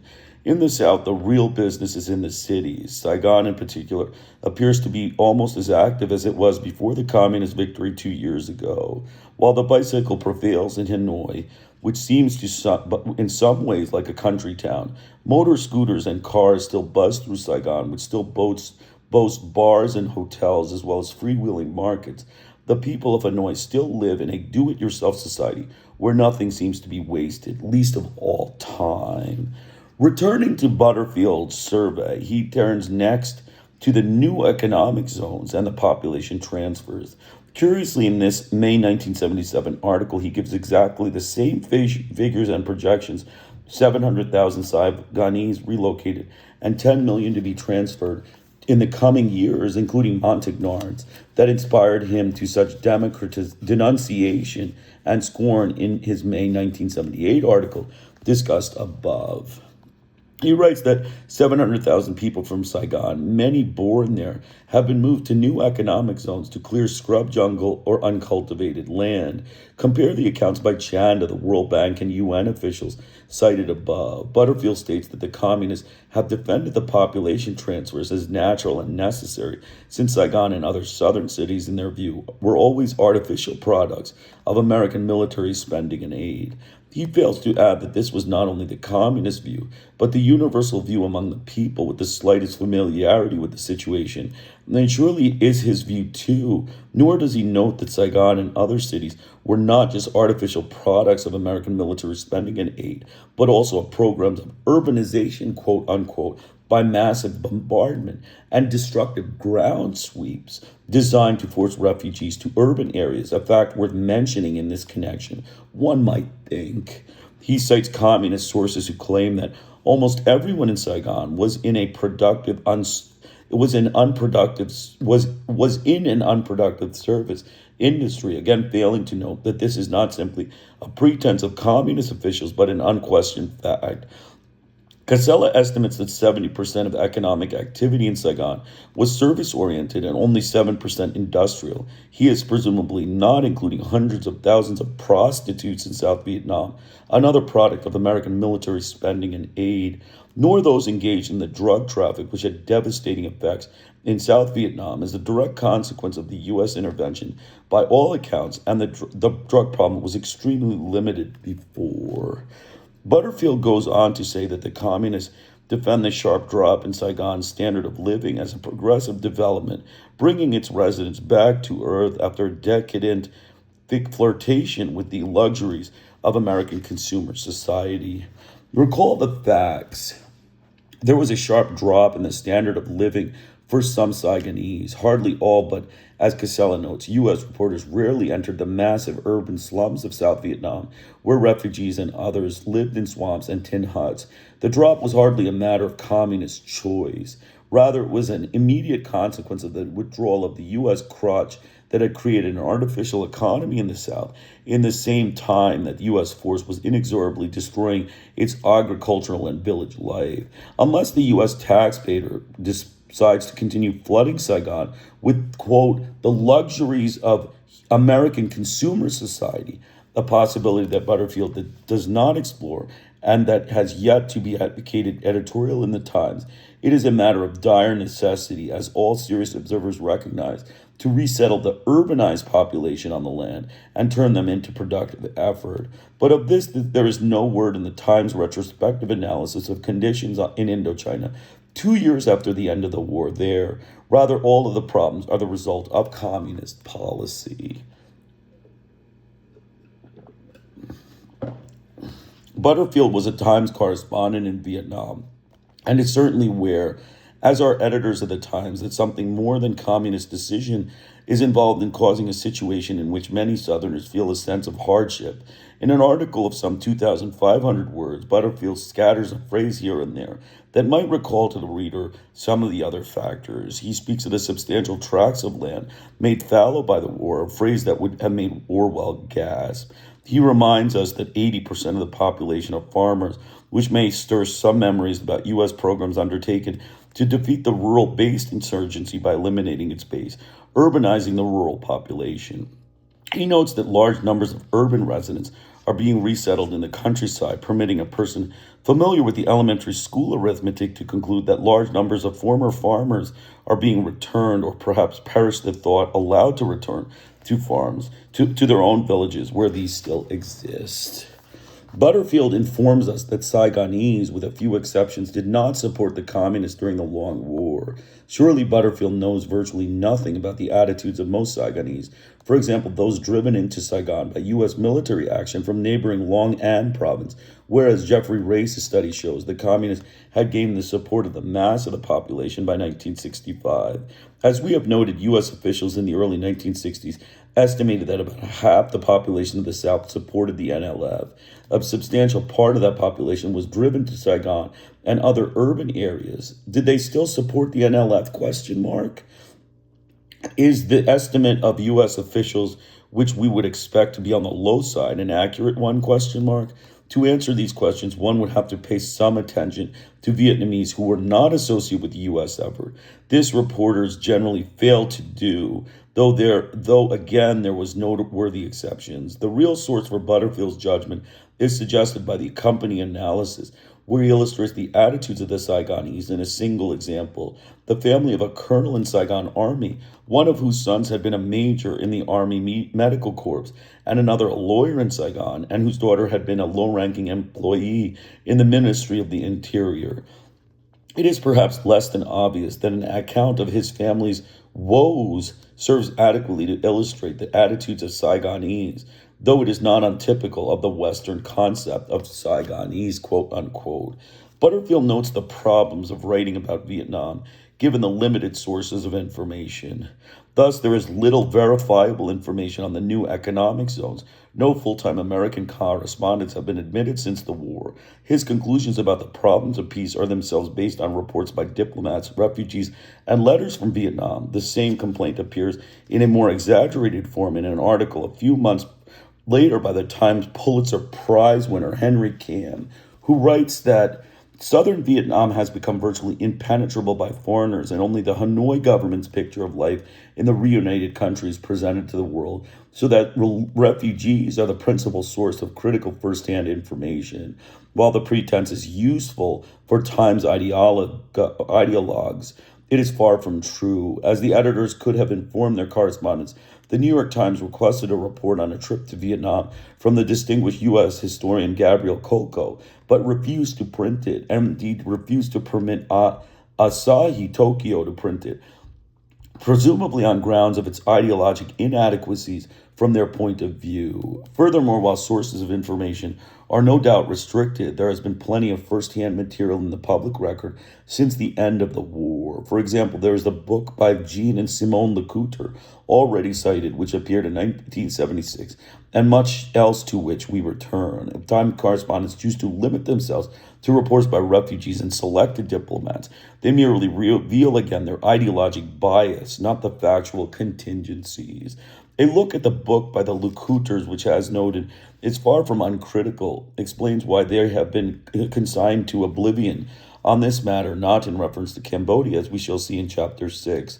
They report that the capitalist economy of the South was unable to solve the agricultural problems that socialist planning, with many more natural landscapes, has just about overcome in the North, and they provide information and insight on the partially successful efforts made to change the society that was called irremediably miserable by the French specialist Pierre Giraud. They also describe what Butterfield recalls the tracts of land made fallows by the war to be accurate. In their words, the land with its bridges destroyed, its trees mutilated, its leprous earth, its vegetation rendered anemic by defoliants. It is the antechamber of desolation, deprived of its population, fleeing combat, or forced by the Americans to abandon the countryside, to be regrouped in strategic hamlets or the vicinity of the cities. Like all competent observers, but unlike the U.S. journalists who enlighten the public here, the Lecoutres point out that it was absolutely urgent to reinstall the peasants on their land, referring to an estimated 8 million displaced by the war in the South. They visited several villages in new economic zones and spoke to inhabitants, for example, in the region of Chuchi, scalped by the war, where it is for the most part the former peasants who have returned. Their conclusions are relatively optimistic. The methods seem progressive based on voluntarism, taking account of the ravages provoked by malaria. True, they are not full-time American correspondents, but it is clear why their direct testimony lies beyond the pale, given Jean Lecoutre's long experience and distinguished record as a historian and journalist in Vietnam, or rather, it is quite clear. The refusal to concede the existence of direct eyewitness reports from Vietnam enabled the New York Times and its colleagues to evade the question of the consequences of the U.S. war and the problems of reconstruction that faced the survivors. It enabled them to avoid the thoughts aroused by such passages as the following. The traveler returning to the South a year after libertarian cannot fail to be surprised At the transformation of the countryside, the thousands of young volunteers and peasants were busy constructing dikes in the villages of Song Mai, where the My Lai massacre took place, to the sound of revolutionary music from loudspeakers, well symbolized the new epic. Though one can imagine how brainwashed U.S. reporters would convey this scene, even if they were to concede its existence. On the rare occasions where the devastating consequences of the war are noted, care is taken to sanitize the report so as to eliminate the American role. The New York Times, for example, carried a report from Manila, March 21, 1976, on a World Health Organization study describing South Vietnam, a land of widespread malaria, bubonic plague, leprosy, tuberculosis, venereal disease, and 300,000 prostitutes. One of the few places on earth where leprosy was spreading and bubonic plague was still taking lives. The WHO report states that if the bomb-shattered fields are to be made fertile again and the socioeconomic conditions of the people improve, freedom from malaria will have to be first ensured. While in the north, the main health problem is to reconstruct the 533 community health centers, 94 district hospitals, 28 provincial hospitals, and 24 research institutes and special hospitals that were destroyed during the war by some unknown hand. The sole mention of the United States in this grisly report is the statement that the United States has been invited to a meeting to consider helping the two countries being North and South Vietnam. While the Times recognized the integration of East Timor into Indonesia in 1976, it had not yet recognized the unification of the two countries of Vietnam. Since we owe the Vietnamese no debt because the destruction was mutual, as Mr. Human Rights had explained in his admiring audience, no help will be forthcoming from the United States to reconstruct the hospitals so mysteriously destroyed. Since we owe the Vietnamese no debt because the destruction was mutual, as Mr. Human Rights explained to his admiring audience, no help will be forthcoming from the United States to reconstruct the hospitals so mysteriously destroyed or to deal with the 500,000 drug addicts, the 80,000 to 160,000 cases of leprosy in the South, the estimated 5,000 cases of bubonic plague annually, or the rampant epidemics of tuberculosis and venereal disease reported by the WHQ. Congress, as noted, has banned aid to Vietnam for its human rights violations, which so offend the U.S. conscience. The United States was the only country out of 141 that refused to endorse a UN resolution urging priority economic assistance to Vietnam. A request from Vietnam of the Asian Development Bank for assistance might take quite a long time to consider. According to the bank's president, Taraochi Yoshida, representative of another country well known for its blundering efforts to do good in Southeast Asia. Observers believe that Mr. Yoshida's caution stemmed in major part from the reluctance of the United States to extend economic assistance to Vietnam until the political relationship between the two countries has been put on normal peacetime footing, a process allegedly impeded by Vietnamese cruelty in refusing to settle the problems of MIAs, the sole outstanding issues between the two countries. So stern is U.S. moralism, that even recipients of U.S. food and drug for peace aid must refrain from assisting the errant Vietnamese. The government of India wanted to send 100 buffaloes to Vietnam to help replenish the herds decimated by the same mysterious hand that destroyed the hospitals, left the land fallow, and made Vietnam into a land of widespread disease and suffering. But it was compelled to channel the gift through the Indian Red Cross to avoid U.S. retribution, since Food for Peace Public Law 480 prohibits assistance to any exporter which is engaging in or in the 6 months immediately preceding the application for such financing has engaged in any sales, trade, or commerce with North Vietnam or with any resident thereof, while another clause bars any nation which sells or furnishes or permits ships or aircraft under its registry to transport to or from Cuba and North Vietnam any equipment, materials, or commodities, so long as they are governed by a communist regime. Returning to the pretense of the New York Times specialist of the southern Vietnam has become virtually impenetrable by foreigners, and only the Hanoi government picture of life in the reunited country is presented to the world. There has been many other unnoticed observers who have visited Vietnam beyond those already mentioned. For example, in an account of a visit by Inder Malhotra of the Independent Times of India, he notes that his plane to Hanoi was packed with travelers of many nationalities, from Cuban to Japanese, including one U.S. citizen leading a delegation sent to Vietnam by the UN Food and Agricultural Organization, and a number of Dutch journalists. But a look at the Malhotra's report of his visit quickly explains why it too, like those of the Lecoutres and others, must be consigned to oblivion. Malhotra emphasizes the whore-like, parasitic mentality that American years bred even among those South Vietnamese who had nothing whatever to do with the prostitutes and their pimps, or whom there still remain a staggering number, though the communists, he reports, are making impressive efforts to rehabilitate them and to cure the many dope addicts, preponderantly young boys and girls. Most Saigonese would rather make money than to earn it. To them, work is a dirty word. They would rather do business. He reports that the new regime very sensibly has decided not to use the big stick to combat this mentality. Saigonese men and women who openly announce their opposition to the new regime also confirm on cross-examination that despite their known dislike for the regime, no one is hounding them out of the city. He also contrasts the Spartan existence of the North, where there are no pavement dwellers and no beggars, and there is general tranquility. Late at night, it is not unusual to see a lone girl or several reading under a street lamp in front of darkened houses, just like New York, with the imported and artificial affluence of Saigon. The contrast between the lifestyles of Hanoi and Saigon is so great that to go from the northern metropolis to the southern one is like leaving a monastery and plunging headlong into Hamburg's red light district. He also reports the ravages of the U.S. war. Better, no doubt, to pretend that no foreigners can enter Vietnam. The same considerations explain the non-existence of Hughes Turkchayas, who reported on his stay in Saigon, where he was working as a cooperant, quote unquote, a sort of French Peace Corps worker. Like all other district direct observers, he discusses what he calls the war's most crippling legacy, the artificial consumer-oriented urban society based on services and consisting largely of shanty towns, which must be radically transformed and returned to productivity if the society is to survive. He reports that there is complete religious freedom and discusses the efforts to reconstruct the stagnated economy and the resettlement in new economic zones.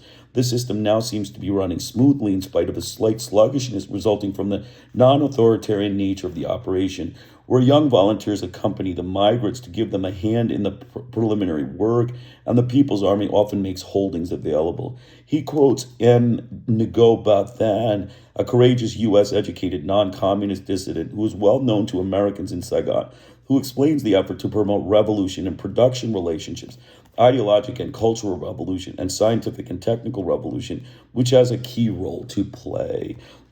Among others who have escaped the keen and inquiring eyes of the analysis of the New York Times, searching for every scrap of evidence about Vietnam, and several Canadian Vietnamese who have visited their native country, Father Tran Tam Tin and Professor Tran Dinh Quang of the Laval University, Quebec, both officials of Fraternite Vietnam, reported on their visit to Vietnam in the summer of 1976 in Le Soleil, Quebec, in January 7, 1977. Their impression are rather like those of other direct observers, though in some respects more detailed. They describe the functioning of solidarity cells, social welfare groups, and their view through regularly described as agencies of state surveillance and coercion by the U.S. press. Solidarity workshops organized by Catholic and Buddhist intellectuals in such regions as the Iron Triangle, devastated by U.S. terrorists who say that they are volunteer schools that engage in the youth in communal activism and cultural events which they witness, and so on. Fraternite Vietnam has also circulated a detailed report by Professor Tran Dinh Chong on his 7-week tour, which included visits to industrial and artisan cooperatives, schools, hospitals, Catholic journals directed by priests, and lay Catholic churches, etc., in both North and South Vietnam, where he spoke with many functionaries, doctors, journalists, and so on. The major concern of his visit was to prepare for humanitarian assistance from abroad, and he ends his report by saying that we will be happy to furnish additional information and explanations to aid organizations that would like to participate in these programs. Presumably, we would also be pleased to offer further information to U.S. journalists concerned with the fact rather than service to the state propaganda system, but the opportunity has evidently not arisen. In a letter published to the Toronto Globe and Mail, April 5th, 1977, the two Canadian Vietnamese visitors report that they were each living with our own families, and we wandered through the streets of Ho Chi Minh City, formerly Saigon, and met with people of all social categories, engaging in discussion with many average and ordinary Vietnamese. The fact is significant given allegations featured in the Free Press to which we return. Actually, even this careful reader of the New York Times will be able to ascertain the other sources of information do exist beyond those to which the Times analysts choose to restrict themselves, and that they often give a picture that differs substantially from the dreary and dismal scene of oppression and misery that the Times specialists construct from their carefully selected sources. Kathleen Kelch reports from the UN in New York that Westerners who visited Vietnam almost 2 years after the end of the war report that agricultural recovery is progressing, although rice rationing continues in both North and South, referring to a separate group of Mennonites and Quakers. UN officials and a World Bank mission that spent 4 weeks assessing the economic situation. In paragraph 12, 5 lines are devoted to the report by the UN coordinator of rehabilitation assistance to Vietnam, who has said that significant progress has already been made, but the reconstruction requirements remain vast. In paragraph 7, Max Edger, a Mennonite social worker from Kansas who lived in Vietnam from 1971 to 1976, is reported as saying that on his return to Vietnam, he was struck by the greening of the countryside, with areas once burned to the ground already turned into cropland. The reader who may be interested in further details will not find them in the New York Times. More attention is given to the failure of these Western observers to ask to see re-education centers where it has been alleged the authorities have interned tens of thousands, including soldiers and supporters of the American-backed government, posing a human rights issue which could loom large in President Carter's consideration of relations with Hanoi. The latter comment, typical Western cynicism. The response of the Quaker group to this charge is taken up under the heading Issue of Repression Bypass. The sole contents under this heading is a series of comments by Wallace Collett, a businessman who headed the Quaker mission. He reports that after traveling widely and talking freely with Roman Catholic and Buddhist leaders, with intellectuals and with Vietnamese, known over the years as people whose accounts were reliable, his group was convinced that accusations of widespread repression are untrue, though, as he said, the Vietnamese make no apologies for holding some former officials or officials of the Thu government and tell us they do so for offenses we consider treason.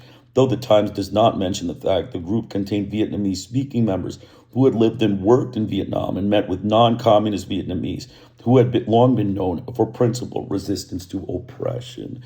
It is interesting that this denial of repression by a group that specifically investigated it, apparently relying on sources that seem reasonable enough, should appear under the heading Issue of Repression Bypassed. The explanation for this anomaly surely is that the conclusions reached by the visitor did not conform to the doctrinal assumptions that guide news reporting in the free press. Consequently, the editor simply lied about the contents of the story in the subheading, and reporters made no further effort to determine to whom the delegation spoke and what the informants had said, a matter of some interest, as we shall see, just as their account of general conditions has had no impact on the reporting and analysis of the press and receives no more than passing mention in the context that suggests that it can be dismissed, in contrast to material that Times ideologues find more to their taste. Since the United States is a free society, it is possible for the assiduous investigator to determine what the Mennonite and Quaker visitors discovered on their visit. Max Edger of the Mennonite Central Committee, who worked in Vietnam for 5 years and remained for 13 months after the war, reported on his 2-week visit in January 1977 at a February 9th private conference that included members of the Senate and House. Since the war's end, this was the third Mennonite delegation to visit Vietnam, where the Mennonites had worked for 23 years. Edger discussed the vast improvement in the educational system in which he had been involved during his years in Vietnam, the efforts to find employment for urban refugees, and then their return to their old villages in the countryside, where they continue to face many hardships. It is not the human cost of the return to the land which so preoccupies New York Times analysts that Edger reports, but rather the fact that Unexploded mines and other munitions litter their fields. Well-trained military units first sweep the fields to try to clean them, but the farmers are still being killed. In a letter of May 11, 1977 to World View magazine, Edger reports that an elderly member of a small congregation I occasionally attended returned to his farm after many years of living as a refugee and was instantly killed when he had only begun to turn over the foul soil. And his hoe hit an M79 grenade. Edger heard many reports of similar deaths and asked reasonably it would seem, if we produce the munitions and put them there, do we not have a moral responsibility to take them out so that farmers can live? The editors of the New York Times have to recognize such a responsibility when they remind us that our Vietnam duty is not over. Another problem that Edger discusses in his testimony the vast destruction of soil and facilities inflicted by the past war, a problem aggravated by the termination of U.S. aid, particularly fertilizers, and the necessity to do all work by hand. The church, he reports, continues to function freely and normally, and the government has helped the Protestant church rebuild 5 of the structures destroyed by bombing on Da Nang. Saigon is still suffering from major overpopulation and other war-related problems, but one can sense a certain feeling of relaxation among the people, which was not there during the war. In a letter to the World View, Edger adds further information. He visited a Buddhist seminary that had recently opened in Hanoi to train monks for service in the numerous pagodas throughout the country, where Buddhist scriptures were being translated from Sanskrit to Vietnamese so that it will be available to all Vietnamese. He also met several old friends who, because they were officers in the old army, spent 9 months in re-education camps. They made no mention of torture and mistreatment, but rather talked about learning how to work with their hands and said they had learned about the new economic and social system they were living under. One young doctor, after completing his re-education course, was made director of Drug Rehabilitation Center near Saigon. A Protestant church rebuilt with the assistance of the government was dedicated on Christmas Day. It had received a direct hit from an American bomber in 1971 with the result in the death of 80 Christians who had taken refuge there. He also visited badly needed development projects in the countryside and programs set up to help former prostitutes and drug addicts receive their training so that they could re-enter society as productive members of that society rather than as outcasts. Edger does not doubt that there are serious human rights violations in Vietnam and is aware that his tour undoubtedly was restricted, but he rather gently makes some important points. Unless we accept the fact that we too are violating rights in Vietnam and strive to correct that, we lose our basis for speaking about others' possible violation of human rights. It is not the right of a human being to be able to return to his or her, is it not the right of a human being to be able to return to his or her farm and till the soil without the threat of being blown to bits by an M79 grenade or a Claymore mine? If we help destroy hospitals and schools, are we not violating the rights of the Vietnamese people if we refuse to help them rebuild those structures? These questions are foreign to moralists in the free press. Beneficiaries of the freedom of the press can also learn about the Quaker visit that was so quickly dismissed by the Times, which included 2 members fluent in Vietnamese, Louis Kubica, on the staff at AFSC's Quang Ngai Rehabilitation Center from 1967 to 1971, and the AFSC representative in Laos, and Sophie Quinn Judge, AFSC Saigon representative for 1973 to 1975, and then co-director of the Southeast Asian Seminar Program. The Quaker group traveled by road from Da Nang to Ho Chi Minh City.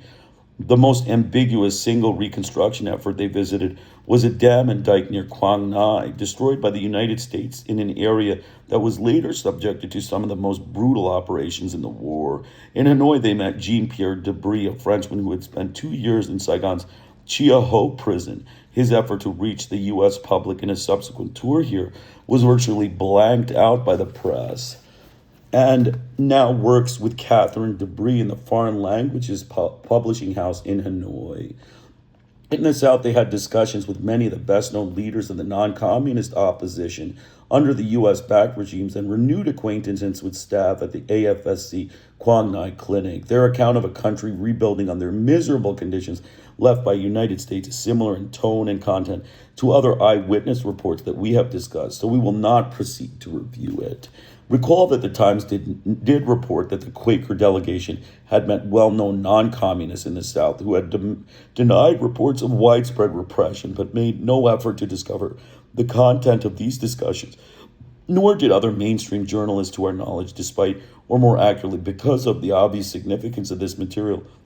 For anyone concerned with the facts, Li Chan-trung, who had been a leading spokesman for the non-communist opposition under the Thieu regime, took pains to destroy reports of repression, asking the Quaker delegation to convey a personal message to anti-war activists whom he knew in the United States. We are here among the people who have been struggling for human rights in Saigon. If a violation of human rights occurs, we ourselves will raise our voices. We will not wait for our friends from abroad to raise theirs. When we were struggling for human rights here, we saw that all the so-called human rights related to basic rights, not personal rights, but national rights, independence, and freedom of the nation. If you don't have these rights, you don't have any rights whatsoever. Socialism can guarantee most basic of human rights and guarantee them for everyone. These are the rights to live, the right to have work to do, and the right of health, production, service, the right to education, the right to build a better future, not for myself alone, but for all the people. These rights are not guaranteed by a capitalist society. He went on to deny that the re-education camps have the purpose of revenging or killing officers or high-ranking services of the old regime gradually.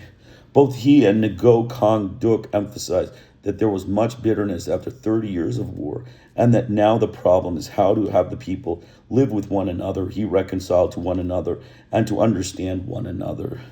It is conceivable that these courageous human rights activists, non-communists who are well known to Americans in Saigon, the press included, and who struggled and suffered for many years, are now so ignorant or so terrorized by the new regime that their reaction can be dismissed. Or it may be that their voice is as important now as it was under the regime of U.S. imposed sub-fascism. A free and honest press would present the evidence, permitting readers to come to their own conclusions, but the U.S. press reacts quite differently. There is no mention of the views of the leading non-communist oppositionists, and even a passing reference to the fact that they had been in contact with the Americans who had known them in the past appears only to be under the heading issue of repression bypass, quote unquote. The third force leader who was best known in the West was MME Ngo Ben Than, who had attended Columbia Law School and was the founder of the women's movement for the right to life, was imprisoned and tortured by Thieu for her courageous opposition to his despotism and released only after widespread international protest, and is now a member of the parliament. She met with a Swedish delegation led by Birgitta Dahl, a Social Democrat MP, on February 13, 1977.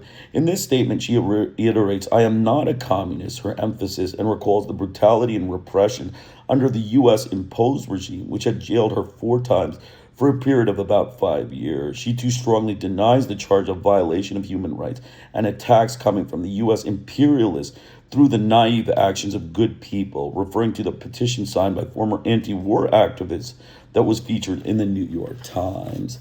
She asserts that the great majority of the people who are forced to serve the puppet regime are considered by the revolutionary government only as victims. But if these people are to live in peace and true democracy, we could not tolerate traitors who committed monstrous crimes and still continue to be the instruments of imperialism. And we give the small minority no opportunity whatsoever to sabotage the wise policy of reconciliation and the huge task of reconstruction after so many years of war we never wanted. She calls upon the people who have protected human rights violations in Vietnam to recognize that U.S. leaders need to invent all kinds of stories to destroy trust and to support our post-war struggle for our legitimate right to be a member of the United Nations, to take up the new challenge of our times. Again, her reaction would seem to be of some significance in light of her long and courageous struggle as a leader of the non-communist opposition to the client regime imposed by U.S. force. Perhaps she too has been intimidated or deluded. Readers of the U.S. press might judge for themselves, given the opportunity. To be precise, MME Ngobathan has received some press coverage. A report by George MacArthur, formerly a war correspondent in South Vietnam, was devoted to an article of hers that was carried by Hanoi Radio in March 1977. The topic of the report is the scope of imprisonment in re-education camps. The strongest hint about the numbers of South Vietnamese in camps indicated a minimum figure about 110,000, MacArthur writes, adding that in the view of refugees coming from the South, this estimate is ridiculously low. How does MacArthur arrive at this figure? His source is the article by Ngo Ban Than, who he writes was the most persuasive spokesman advanced by North Vietnam in the response to criticism from the United States, in which they follow the Moscow line in attacking Carter's internationalist approach to human rights, which this correspondent, like most of his colleagues, does not perceive as something less than internationalist. She was, he adds, in the forefront of anti-government demonstrations in the South, and is now one of the few Southerners who have attained or maintained influence with the communist regime since Saigon's fall.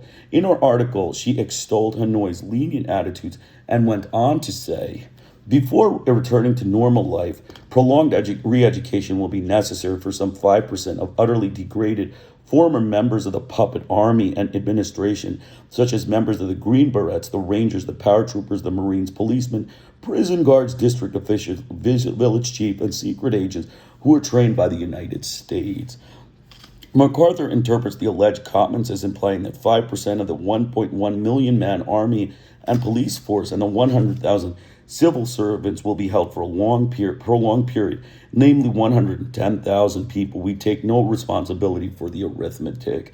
The Quakers, Mennonites, reporters from the international press, Canadian, Vietnamese Catholic, relief workers, UN officials, and others cited are not the only people who have been able to penetrate the virtually impenetrable barriers placed by the Hanoi government around southern Vietnam, compelling the New York Times to restrict itself to reports of refugees and selected diplomats. Well before Henry Cam's complaints, an extensive report was published of a visit by a French shipment delegation concerned with humanitarian aid to the South, again reporting meetings that Ngo Bathan and the Third Force leaders and focusing primarily on the economic and social reconstruction. Granted that these issues do not appeal to the U.S. press, still the report might have been noted for the record.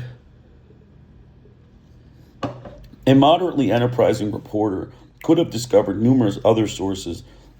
Consider, for example, James Classen, who engaged in relief and social services for the Mennonite Central Committee from October 1972 and April 1976, and who speaks, reads, and writes Vietnamese fluently. A devout Christian, he comments that while not involved with business interests like so many French missionaries before them, American Protestant missionaries, except for a precious few, generally supported the U.S. political and military involvement in Vietnam. Classen taught Bible classes throughout 1975, contrary to many fears, he writes. The government in Vietnam adopted a policy of religious tolerance, and based on my experience, I do not feel that there was any systematic repression of religion by the government. Some of the churches are dynamic and growing. The Evangelical Church of Vietnam Protestant continues to offer Bible correspondence courses and in fact advertise them in the Tin Sang newspaper, a rather independent daily newspaper with the Catholic Ngo Cong Duc as head of its editorial staff. Former Mennonite schools continue to operate as before with basically the same personnel and government now paying salaries that were formerly contributed by North American Mennonites. Although the government in Vietnam has adopted a tolerant policy toward religion, there has been a decentralization of power so that the people are at the local level have quite a bit of control, more like the typical structure used to be. And so there may be considerable variation from place to place. Church attendance is high and religious books are widely available. A Buddhist nun and a relatively conservative Catholic priest were elected to represent Saigon in the National Assembly. Religious training centers maintain high enrollment.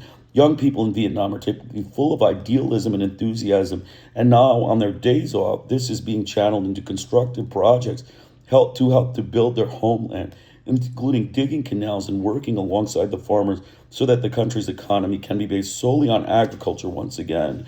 Vietnamese Christians are coming to recognize that if the church is to survive, we've got to make our religion attractive by the way we live. A Vietnamese pastor in Saigon, a young Vietnamese Protestant medical doctor addressing the young people who packed the large Tran Chau Van church to Saigon in February 1976 as part of the Lunar New Year festivities, said that Christians need to support and participate in the worthwhile programs of the government, building a new society, rebuilding our country, helping our people. Or consider an Italian missionary priest now in Hong Kong who circulated privately an account of his 15 months after liberation in Vietnam, where he lived in a small village in the suburbs of Saigon with a small group of Christians called the Missionaries of Vietnam. He felt that what I was witnessing was the last stage of the real revolution, a long revolution that has freed the country from the French and from the Americans. This revolution was liberating the Vietnamese people from the control of foreigners and from all the problems they had brought along to Vietnam. He explains why, with considerable personal detail, as for refugees, he expresses sympathy and compassion. One must admit that those who are unwilling to live in a certain system have the right to be welcomed in other countries of a type more suited to their taste. It is nevertheless terribly dishonest to make these refugees, say in countries that have received them, those things that the welcoming countries strongly wish to bear. A warning that is supported by the historical record. See the discussion of the Bryce Report, Chapter 2, Section 1. It is still more dishonest to proclaim that there is no information apart from the reports of refugees. Many more examples may be added. It is quite true that information regarding Vietnam is limited and that much of what is available apart from refugees, though by no means all, is derived from guided tours. But the limitation on the press are to a significant extent self-imposed, reflecting ideologic constraints rather than the exigencies of reporting under different conditions. The predominant literature also succeeded in escaping the unfortunate limitations on evidence that are bewailed in the press. For example, the Canadian Pacific Affairs Journal, Professor William Turley of Southern Illinois University, one of the small groups of academic specialists on Vietnam, contributed a study of post-war Vietnam in which he made use of Vietnamese sources, among others. The victors faced numerous problems, among them a near-famine condition among the poor, the collapse of the economy, and urban overpopulation. The war, he writes, grossly enlarged the service sector of the economy, encouraged private consumption without corresponding development of productive capacity, exacerbated inequalities, and eroded social discipline. He compares PRG and post-war programs with those attempted by the Thieu regime, concluding that the former have been more successful and that progress already made under the new regime must be considered all the more remarkable and the ultimate goal, if reached, an astonishing achievement. He comments on the even-handed pragmatism of the PRG and current programs, the massive extension of popular participation, and maximum feasible reliance on voluntary compliance to bring about social and demographic changes, including campaigns to assist the poor and in general assure social values henceforth would be redistributed downward through the efforts of popular organizations under the guidance of party cadres. He describes in some detail. Prominent anti-Thieu communists such as Ngo Ba Thanh have appeared in a leadership role in these efforts. So that's it. I'm going to stop there. It's page 110. We went from page 53, I believe it was 55 to 110, 50, basically 55 pages. And then, tomorrow we'll do to Laos. We'll finish Laos and get into Cambodia because, from Laos, it's 110 to 150, 43 pages. And then we'll get like 10 or, maybe 10 pages of Cambodia. So we'll be done. So that's, again, Noam Chomsky. After the Cataclysm, we're talking here post-war Indochina and the reconstruction of imperial ideology, the political economy of human rights, Volume 2, at Noam Chomsky, Edward Herman. So I'm going to make some comments. Basically, in summary, we went through the refugees, which we already discussed. There were some other issues. Basically, the one issue that we had noted was basically the Times fraud. It's just that U.S. journalism is fraud. It is just fraud and just garbage, fabrications, falsifications, omissions, and deliberate lies. It's deliberate lie propaganda that they do to support the U.S. government. It is just a fraud group of white, mafia journalism. It is like mafia journalism. So we saw here that Fox Butterfield was an example of the falsification of evidence in the Times story. Clear exit case of double standards illustrated. Quite apart from the falsification of evidence in its Times story, the Times did not protest either editorial or in its constant editorializing in news reports when the United States and its client regime drove hundreds and thousands of Montagnards from their homes by random bombardment or conducted forced resettlement programs of 1962 to 1963, or even when it later carried out its massive program of forced draft urbanization by bombs and artillery. Occasionally, the Times would complain that the programs were not efficacious or well-designed, but we recall no principled protest over this or other aspects of U.S. aggression in Indochina. And as we have seen the wars end, not only the Times editorial writers, but also the most outspoken Dove saw the war only as a blunder. In news reports and the attitudes that lie behind it, Butterfield exemplifies once again the typical hypocrisy of the media, raising a moral issue which takes the form of criticism of alleged double standards on the part of others, but quite incapable of perceiving the real double standard to which the Times consistently adheres, or better, the single standard of service to the basic principle of the state propaganda system. So he's just saying they're fraudulent liars. The Times is a bunch of fraudulent liars, white journalism of mafia criminals. That is basically it. The U.S. government are mafia criminals. They conducted war crime after war crime in Indochina, bombed and staved and, machine gun peasants, did all sorts of napalm and, defoliation of the forest. Dropped saturation bombing on the people, left unexploded bombs throughout the land, attacked Laos with, white phosphorus, vomiting gases and mustard gas and, white phosphorus were used in Vietnam. All of these things are reflective of a U.S. group of criminal, white warmonger, war criminal butchers, okay? They were war criminal, warmonger butchers. None of them were prosecuted even once for these crimes, explaining why that they are a criminal mafia group of gangsters, not a civilian group, a criminal mafia group of gangsters that wouldn't prosecute any of their mass murderers for crimes that were worse than what the Nazis committed against the Jews. Way worse were the crimes of the U.S. government against the peaceful Indochinese people compared with the Nazi crimes against the Jews. And the U.S. didn't prosecute one of their war criminal murderers like Johnson, Nixon, Kissinger, McNamara, Rusk, Eisenhower, Dulles, or any of their, different people. So, basically that's it. Because of that lack of prosecution, we would call this a criminal mafia government. It lets its people and its, presidents get away with murder without any repercussion. They walk free like criminal gangsters in the world polity. So that's that one. That's one thing that we discussed, the blunder of the double standards of the U.S. media. That's basically the one thing we were discussing. And then there was another one, was Chanda.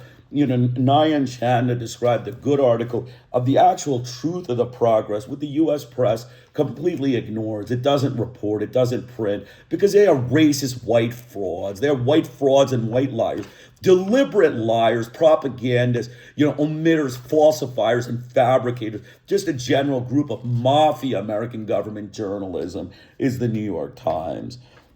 And then continuing on, a lot of information about the Western press. I mean, the interpretations are all basically just fraud. I mean, it's just fraud over and over. All of the information put forth by the New York Times, Newsweek, Casella of Newsweek, Casella, the Western press. Basically, the Western press, UN High Commissioner Alexander Casella described accurately what was going on in new economic zones. But then we had Newsweek reports that were totally duplicitous and lying. Newsweek has been noted for its sarcasm about workers' paradise in the Philippines, South Korea, Guam, or Latin America, to mention a few cases where U.S. influence and control extend beyond the years, and where instead of B-52 treatment, the United States is supposedly aiding the population. but he refuses to discuss the comforts. The fourth precinct of Sagan and the villages have been erased from the map in the war, always supported sometimes in timid reservations by Newsweek advisors. Insight into the economy is in bad shape.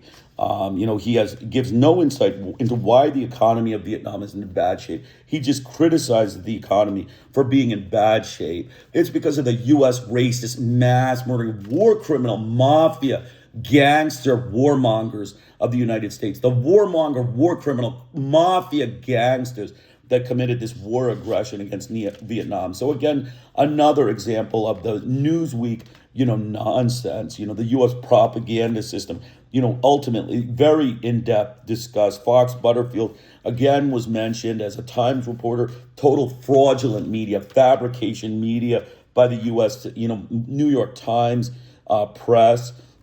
I'm completely in contradiction to the World Bank, UN officials, and Chanda, who did, proper discussions of what was happening in Vietnam.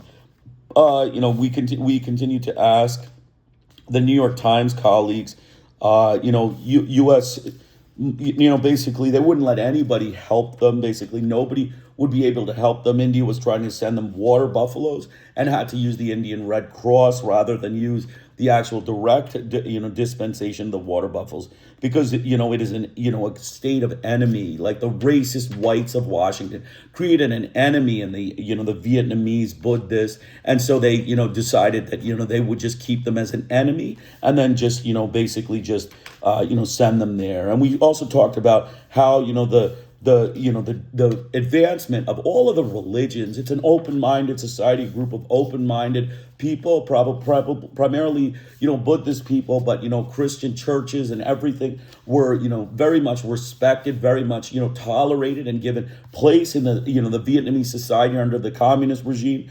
And then, it reflected differently than an American bomber, a murderous Roman Catholic racist bomber that bombed, multiple churches, multiple pagodas, multiple Christian places of worship, and killed hundreds and thousands of Buddhists and Christians in their vicious campaign of Roman Catholic murder by the U.S. racist American government, fraud whites of Washington, D.C. It's a mafia group of warmonger, war criminal gangsters of the U.S. government, war criminal, warmonger gangsters.